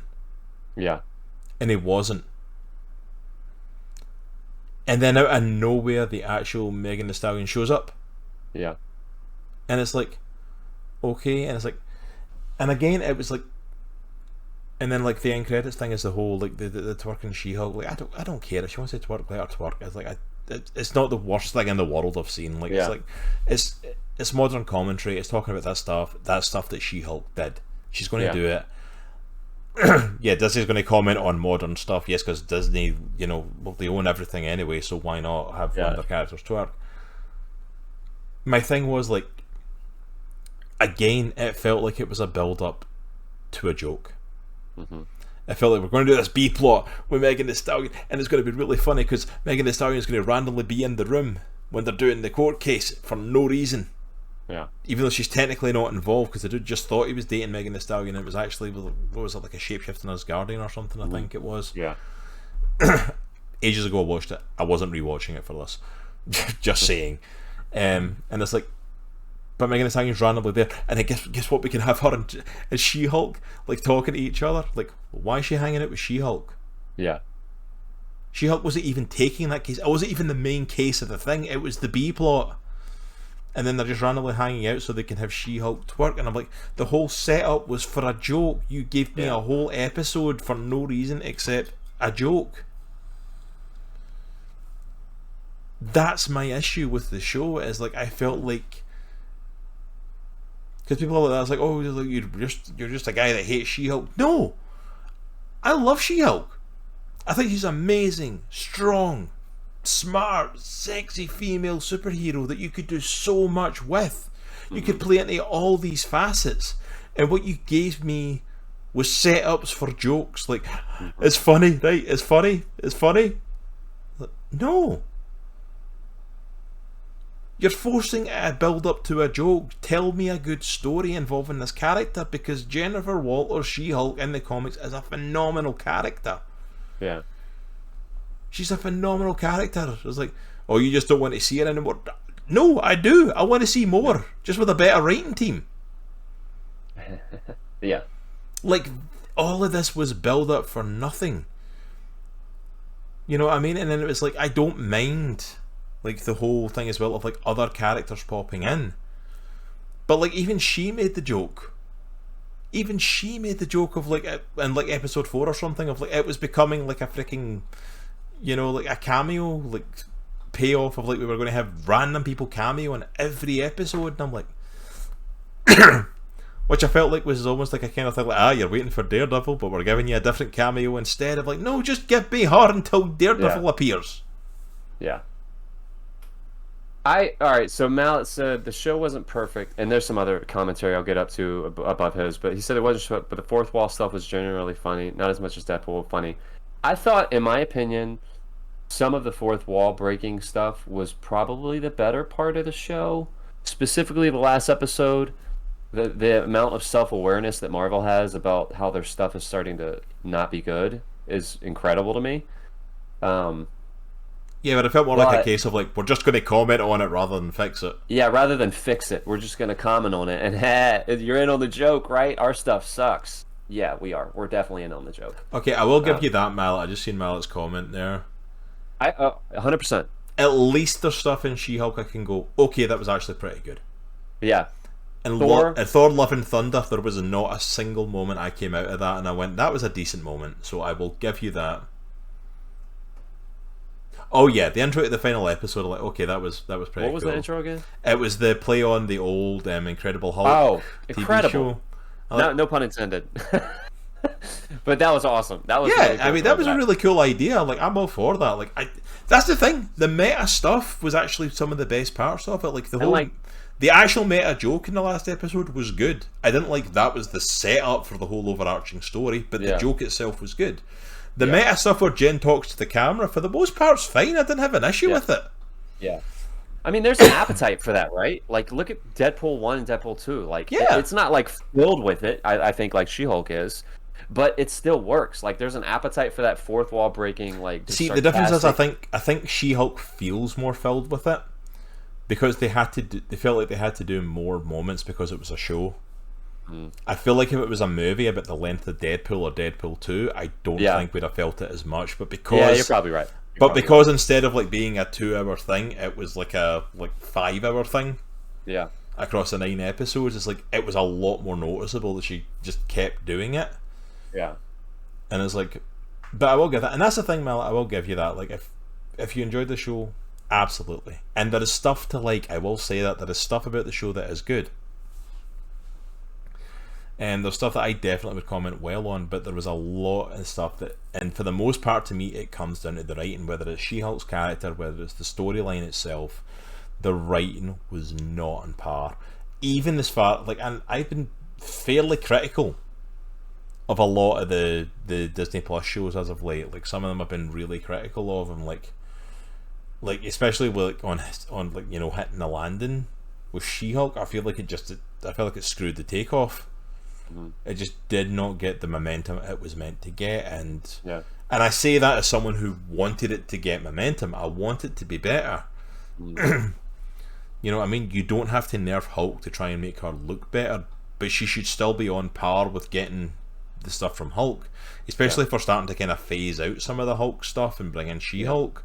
It's like, which of course Mark Ruffalo's been around for about 10 years at this point. He joined in 2012, so like, yeah, he's been around the MCU for 10 years, so yeah. But let's like introduce her, let's get her in on par. You know what I mean? It's like, could you see this version of She-Hulk in the Avengers? No. And she is. She's an Avenger. She-Hulk is an Avenger. No. Can we take a moment to talk about the CGI? Please. Alright, so like, I don't want to over-exaggerate. I don't want to overstate anything, okay? Even though I do over-exaggerate a lot. In my opinion, again, this is some of the worst CGI in Marvel, period. Right? Would you agree? I would say it's bad, yeah. Alright, you look at She-Hulk. The whole show. The entire show. Minus a few points. Like, I think there's a part when she gets to she's at the wedding, that wedding episode. I thought the CGI was particularly good in that episode. But other than that, in my opinion, whether it's day, whether it's night, whether she's inside, outside, I don't give a rip. The CGI was bad for the main character, right? Yeah, for the most part of the show, there were moments where it was good, like you said. The wedding was decent, and then I think when she wears like her dress going into like the dinner at the penultimate episode, I thought she looks good there. Yeah. But like I said to you, there were literally moments I looked at it and I'm like, I had to question if her skin was just really dark or if it was actually a light green. Yeah. Like, I couldn't actually see the green tint in occasion. And I'm like, and that's the thing I said of like that, it's like, oh, well, who's the people that are paying for it? See, the people that made Man-Thing, that we were talking about, and Werewolf by Night? Same company. I mean... You can make a monster that looks like that, but you can't make She-Hulk? Come on, man. And look, this is not me dogging on Marvel VFX artists. No, this is not me dogging on you guys. You guys are working your butt off. Listening to our small little stream. Sorry, I just saw Ballott's comment. He's like, Scar's CGI was truly terrible, but I was okay with the CGI for She-Hulk. But I realise I'm like the only person that thinks. Yeah, you are the only person. Scar's was worse than She-Hulk's, and She-Hulk's was the worst of any Marvel character, I think, ever. But dude, that hairline on Scar needs to go. Okay, can we to the next town over? Okay, I need to take a section here to talk about Scar. I don't want to, but I'm going to. Throw Abomination in there too. Shoot. Oh no! I'm not just talking CGI for Scar. I'm talking about everything that happened with Scar. About the fact of that you got rid of Bruce.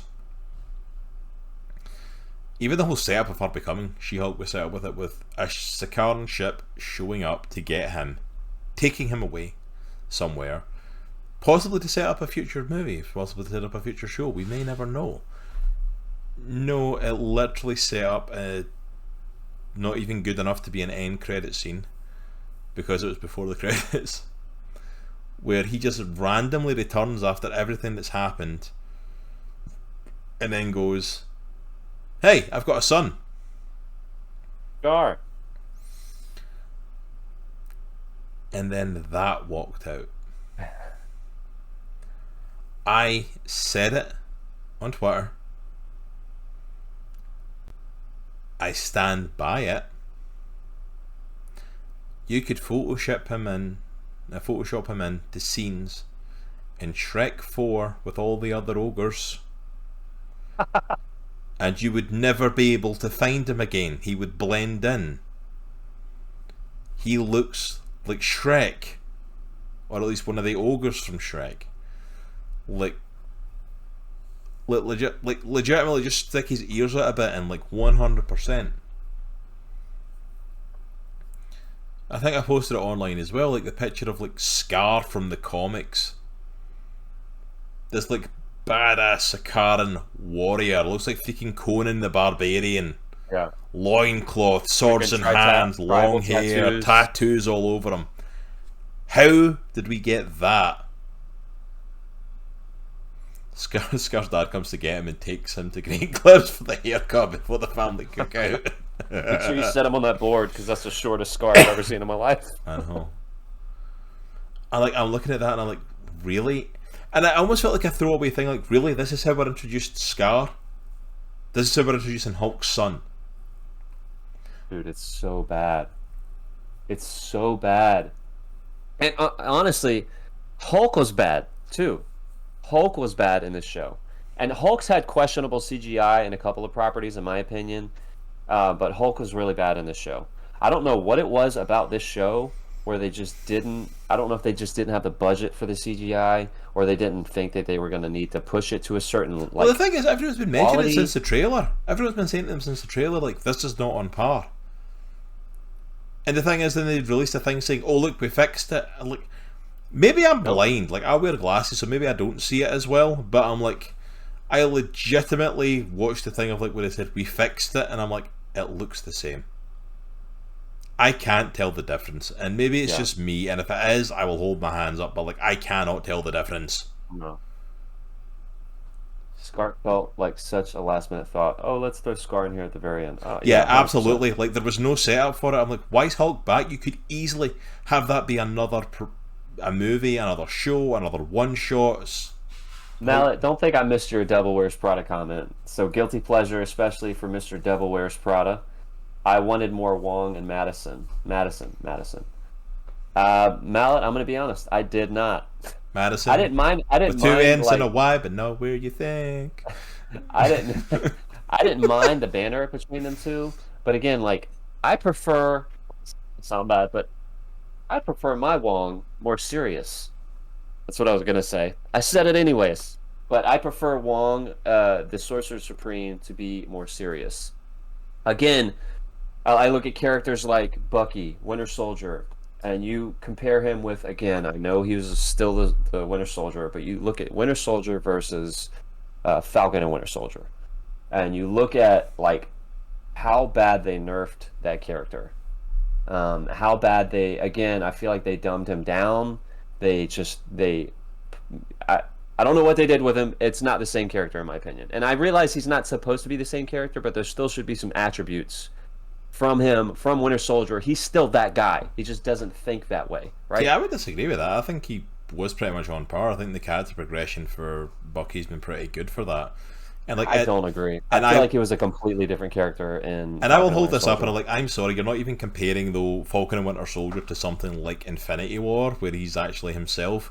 You're comparing it to Winter Soldier, where he's a mindless Hydra assassin, compared to being Bucky. I'm using it as an example, okay? I'm just saying, like, if that's a comparison you're going to make, I'm going to point out the fact of, like, he isn't himself, like, that whole movie. He is a bad guy. He is not in his own mind. Yeah. Where he actually has, like, you know, feelings and emotions and thoughts in Falcon and Winter Soldier. Yeah. Well, you can even take Civil War too, when he's not the Winter Soldier really anymore. You can even take it to Infinity War again if you wanted to. That Bucky Barnes is a different character than the one that is in Falcon and Winter Soldier. He's a different character, and I'm using that. The reason I say that is because I'm going on a very long tangent about Wong here, and who's not really an important character in the show. But I feel like I just don't like what they're doing with some of the characters. They're turning them into jokes, and I'm not a huge fan of it. I prefer my movies on a more serious tone. And again, I realize I'm not the audience for this show. Probably not the core audience. I get it. Yeah, but that's the thing as well. That's been an overarching thing for you with the Marvel properties for a while, though. Like, you're not a fan of the more comedic stuff. And I said that back when Ragnarok came out. Like, yeah. I get people like that, and I enjoy it. I enjoy parts of it, but I'm not really a huge fan of that movie for that reason. You know, but that's it as well. Like, we're getting certain characters who are going to be more comedic, because that's the thing. Like, I get he's a Sorcerer Supreme now, but like Wong, pretty much since like the end of the first Doctor Strange movie, has been getting taken in a comedic direction. He has had more comedic elements to him. He can be serious and he can get the job done. Like, I think we've seen elements where he can, but like almost from the get-go, like since after the first movie appeared, and Wong has been more comedic in a lot of ways, in which he's showing up. So like, I wouldn't say that's necessarily an issue with the show. just as it's the more like that's the most recent version of it. Like, but I feel like Wong has been kind of going that way. Comedy in here and there is good, but turning an entire comic book movie into a full comedy is a huge mistake and has been killing the MCU.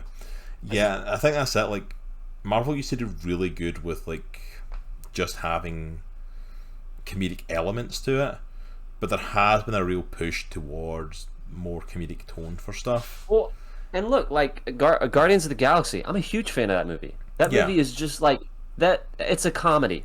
It's an action comedy, right? Yeah. I mean, would you say that that's accurate? It's an action comedy. I would agree with that. But it's freaking got an amazing script. It's a tight movie, and it's got some freaking heart to it. It's got freaking heart. And I'm okay with comedy. I'm not anti-comedy. I love comedy. But if you're going to do that, you need to give the movie some balls. You know what I'm saying? You need to give it some heart. I think that's it, though. I think there's been a lot of a push towards a more comedic tone for certain things. I think, for enough, I will say, like, probably the property of Agrees, I'm assuming is worse than this because it didn't really have any redeeming. Like, the lowest point for that was like Love and Thunder, where literally the whole, talking about characters being nerfed, the whole movie was nerfed in order to make it comedic. Yeah, that it didn't actually have enough of the other tones, and it's like my worry is there's a lot of Marvel properties maybe moving that direction. Where they're becoming a more of a comedic tone rather than rather than still being the serious comic book tone. And it's like, because part of me is like, I feel like the MCU's trying. I feel like following Endgame, the MCU's in this place where it's trying to do one of two things. It's trying to win a new set of characters. Or not a new set of characters, a new set of viewers, a new set of people to watch, because it's now like 12 years on from the launch of the MCU. So I feel like we're not even now 14 now. It's like they're trying to win the next generation over to like, hey, invest in Marvel. Past the Endgame, we're going to still do stuff. Yeah. Also mixed with a little bit of we're going to try stuff out, and we're going to try and find our footing with this new thing. And almost trying to find the direction that we want to go in. And it's almost like they're trying to find we're different from what we were before, and like so that they can define this new phase. But it's like they're throwing certain stuff to the wall to see if it sticks, and some of it just for me is not sticking. Like, comedy seems to be a big push for a lot of it, but then again, kind of like what Mallet was saying as well, like, you also get stuff like Werewolf by Night. Yeah. And that's the thing, which is a completely different tone from any of that.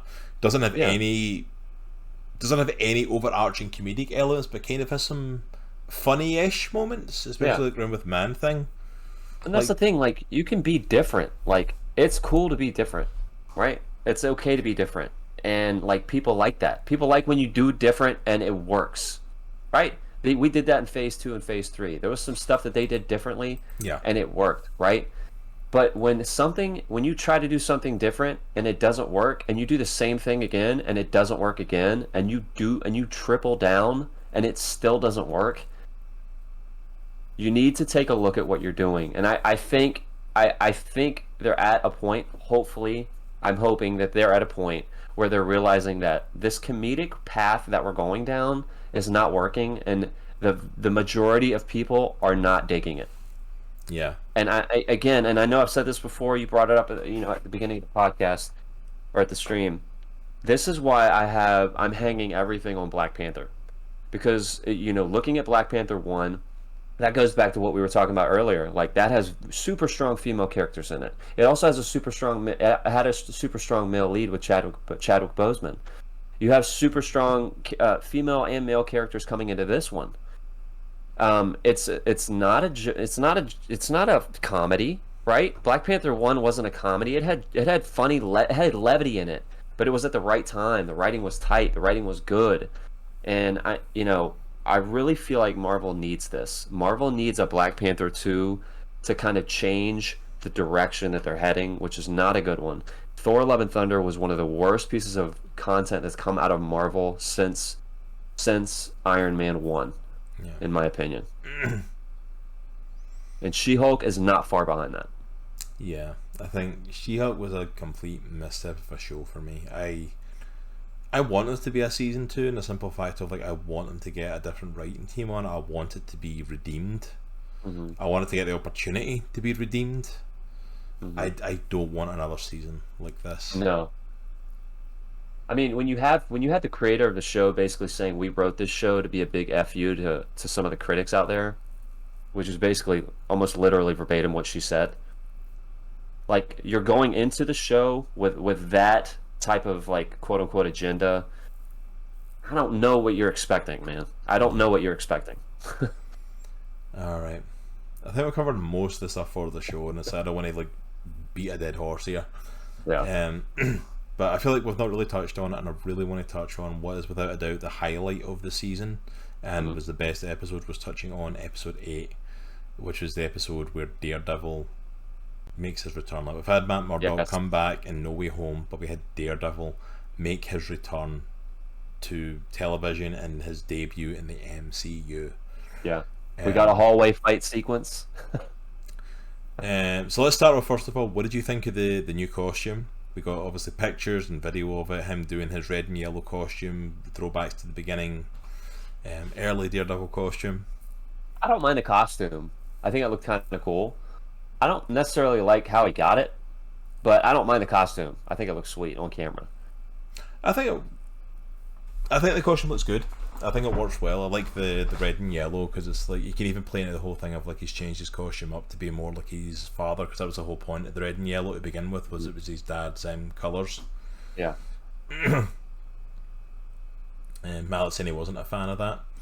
I'm excited to see the one that's apparently coming for Daredevil Reborn, to be honest, because I kind of like that one, the black with the red tone to it. I think that was a really cool one that I liked, but I like the red and yellow. I think it worked well. I think it looked good. I don't mind how he got it necessarily, because this is a multiverse thing, so it's not the same Daredevil as the one for Netflix. Similar but not the same, so going to someone who creates superhero stuff, like in the Netflix series it was, you know, some guy, because there isn't really any other superheroes. But I didn't mind that as much, and it's like it even made the way of like tying him into actually coming into the show. Yeah. I thought it was cool. I loved the courtroom scene when Matt comes Dude, that was awesome. That was cool. Some of the best bit of courtroom drama in that show was when him and her were going at it. Them going back and forth was so good. Okay. Yeah. Sorry, I had to clarify. You have to clarify because they went at it a bit differently later on. She-Hulk smash. That was really cool.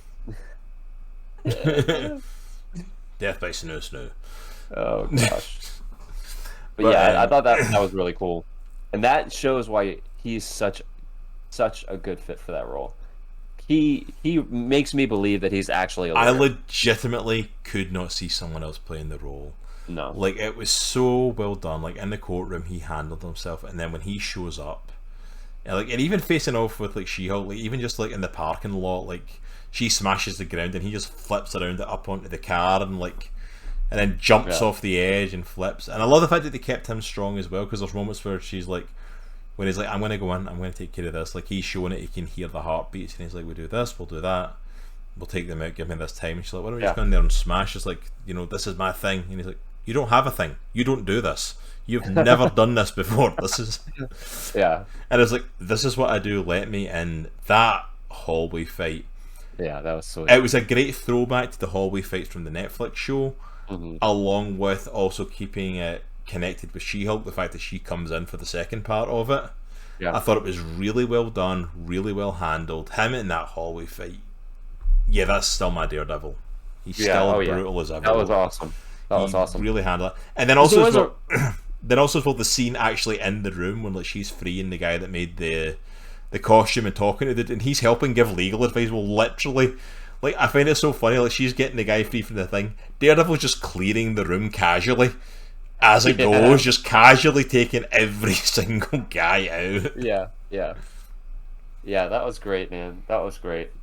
The chemistry between him and the She-Hulk was awesome. Oh, like, I mean, that moment when they're waiting to burst in there, and he's like, I can hear all their heartbeats, because I've already had the whole thing of like, yeah, I've got powers, I can see and stuff, and he's like, I can hear their heartbeats, and he's like, I can hear yours too. It's getting quicker. And just that moment of them looking at each other, like the build up, and in your head you're just going, kiss. Kiss now. This is the moment, kiss. Yeah. And then they pull away, it's like, damn, kiss. And it's like... I could see, like, during that scene, I'm looking back on it, I'm like, dude, how would a show between Daredevil, Spider-Man, and She-Hulk, that would be a sweet show.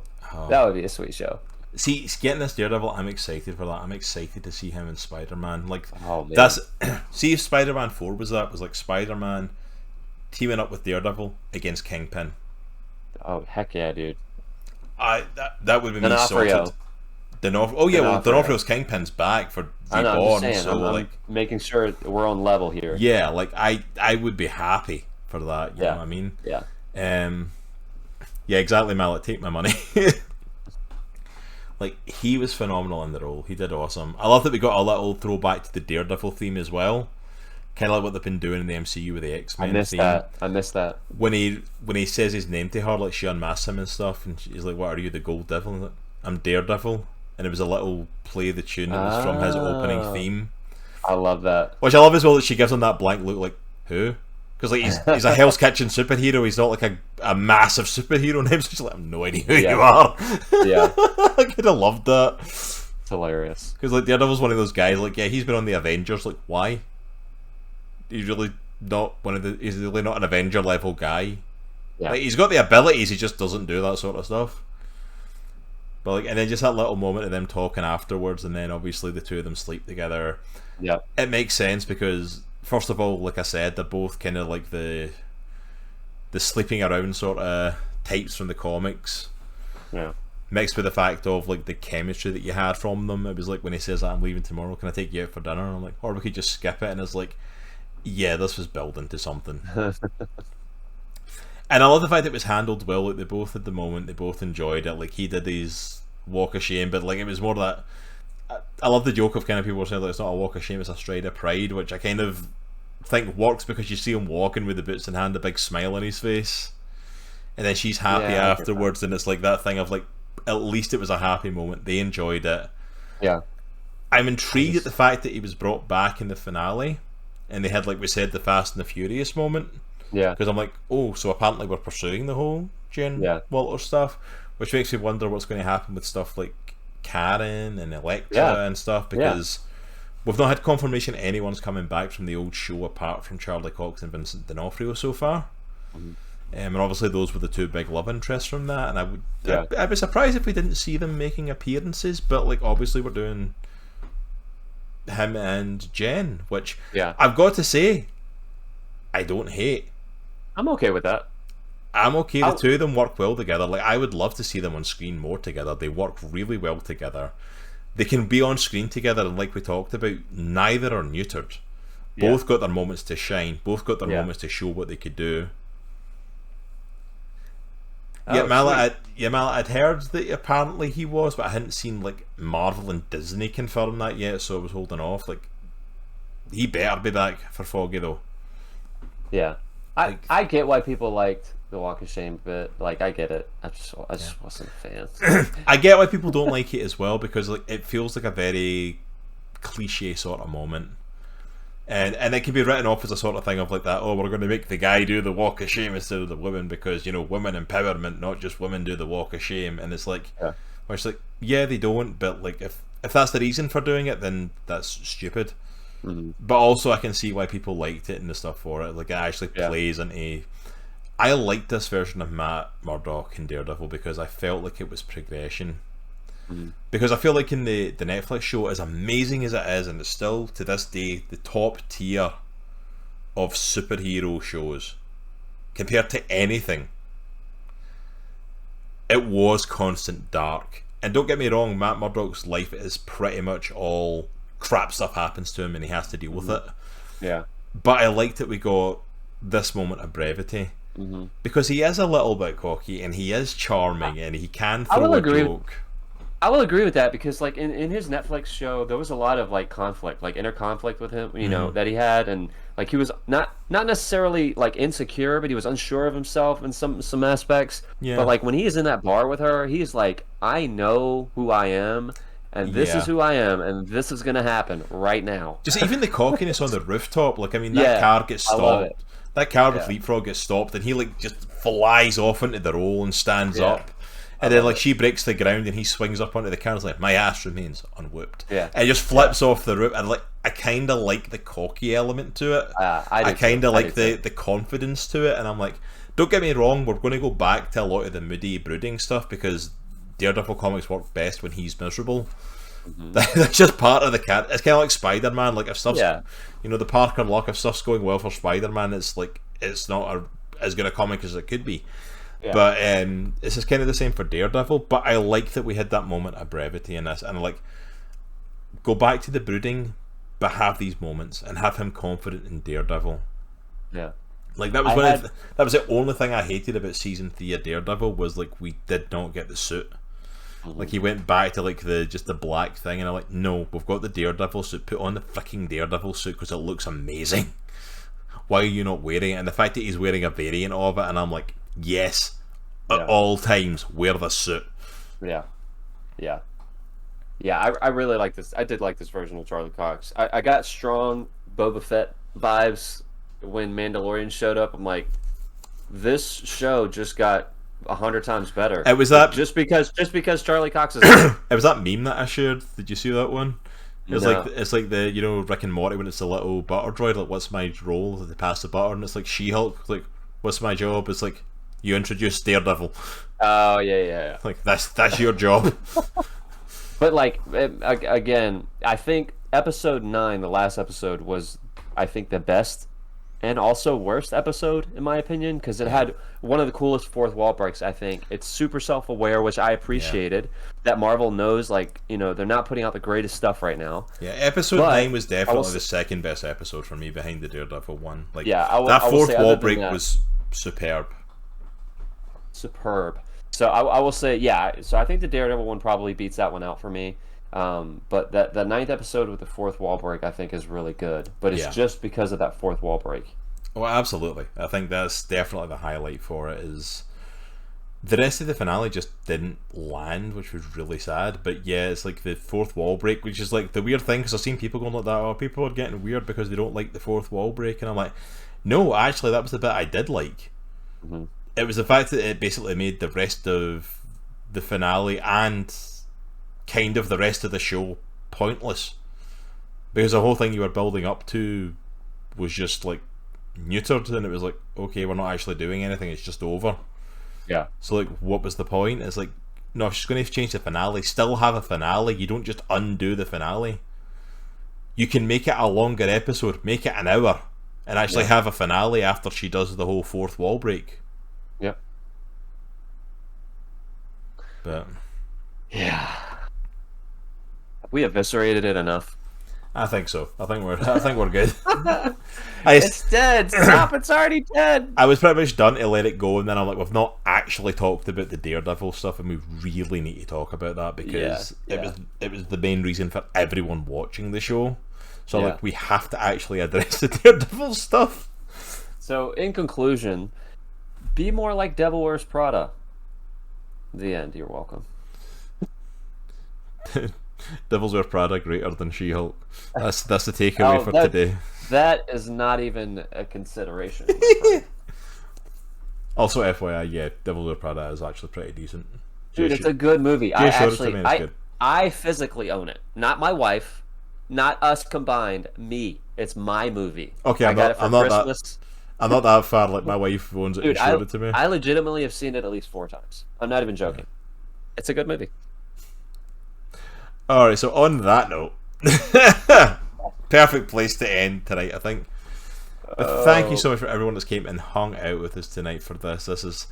I hope we're still friends after this. And you know what, if you disagree with us and all this stuff, let us know on Discord, let us know on social media. Keep the conversation going. You are more than welcome to. We would love to have the conversations. But yeah, if you enjoyed it, more power to you, honestly. This week, coming up in Comics to the Cross, we are not on tomorrow night, because like I said, I've already changed my day for streaming. So Wednesday night, we are actually not streaming on our channel. I'm actually going to send you over, and I'm going to do a little shout out for her now, to Zom Bunny, a good friend of the channel. Make sure I can spell that right. Because Jay is actually going to be heading over to Zom Bunny's channel. For some reason it's not picking it up, even though that's the right thing. I don't know why. But yes, Jay is actually going to be going over to Zom Bunny's channel to play a game, Labyrinth, I think it's called. It's a new early access thing as part of our horror streams. We got in there with it, so that's going to be pretty cool for her to go and play that. She's going to be playing with Zom Bunny, Nikki 9 Lives, another friend of the channel. So please go over there. I'm sorry, I'm trying to work out the spelling of this and why I've not. Yeah, I don't know why I never shouted it out. That's so bizarre. So please go and hang out there with her. Are you going to be doing some Art of the Hero this week? I don't know yet. I don't know yet. Probably, but I'm not 100% sure. And I apologize for the not consistency of the Art of the Heroes. It's just been crazy busy in my life lately. So no worries, man. But yeah, keep up to date with us on social media and on Discord to hear what Nitro's doing with that. If he is going to be doing Art of the Hero this week, if not, hopefully we'll be back next week with it. Then I'll be back on Friday night, hopefully to finish Guardians of the Galaxy. Unfortunately, I didn't get to finish it last time because my daughter woke up coughing like crazy. So I'm going to try and finish it this Friday, and then on Monday night, next Monday night, we will be back 9 o'clock with Let the Good Times Roll. We are back with our D&D podcast, our D&D show, continuing Keep It the Borderlands and leading up to our end of year finale for that. So please come and hang out with us for some D&D. And if you want to chat some more D&D, get involved in the upcoming campaigns for next year and what's going to be happening with that, by all means hit us up on Discord for that.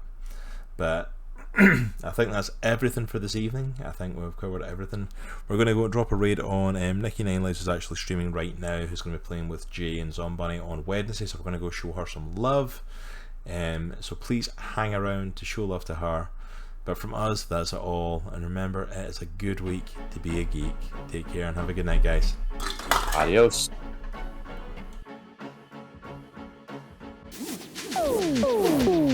Cierra miedo.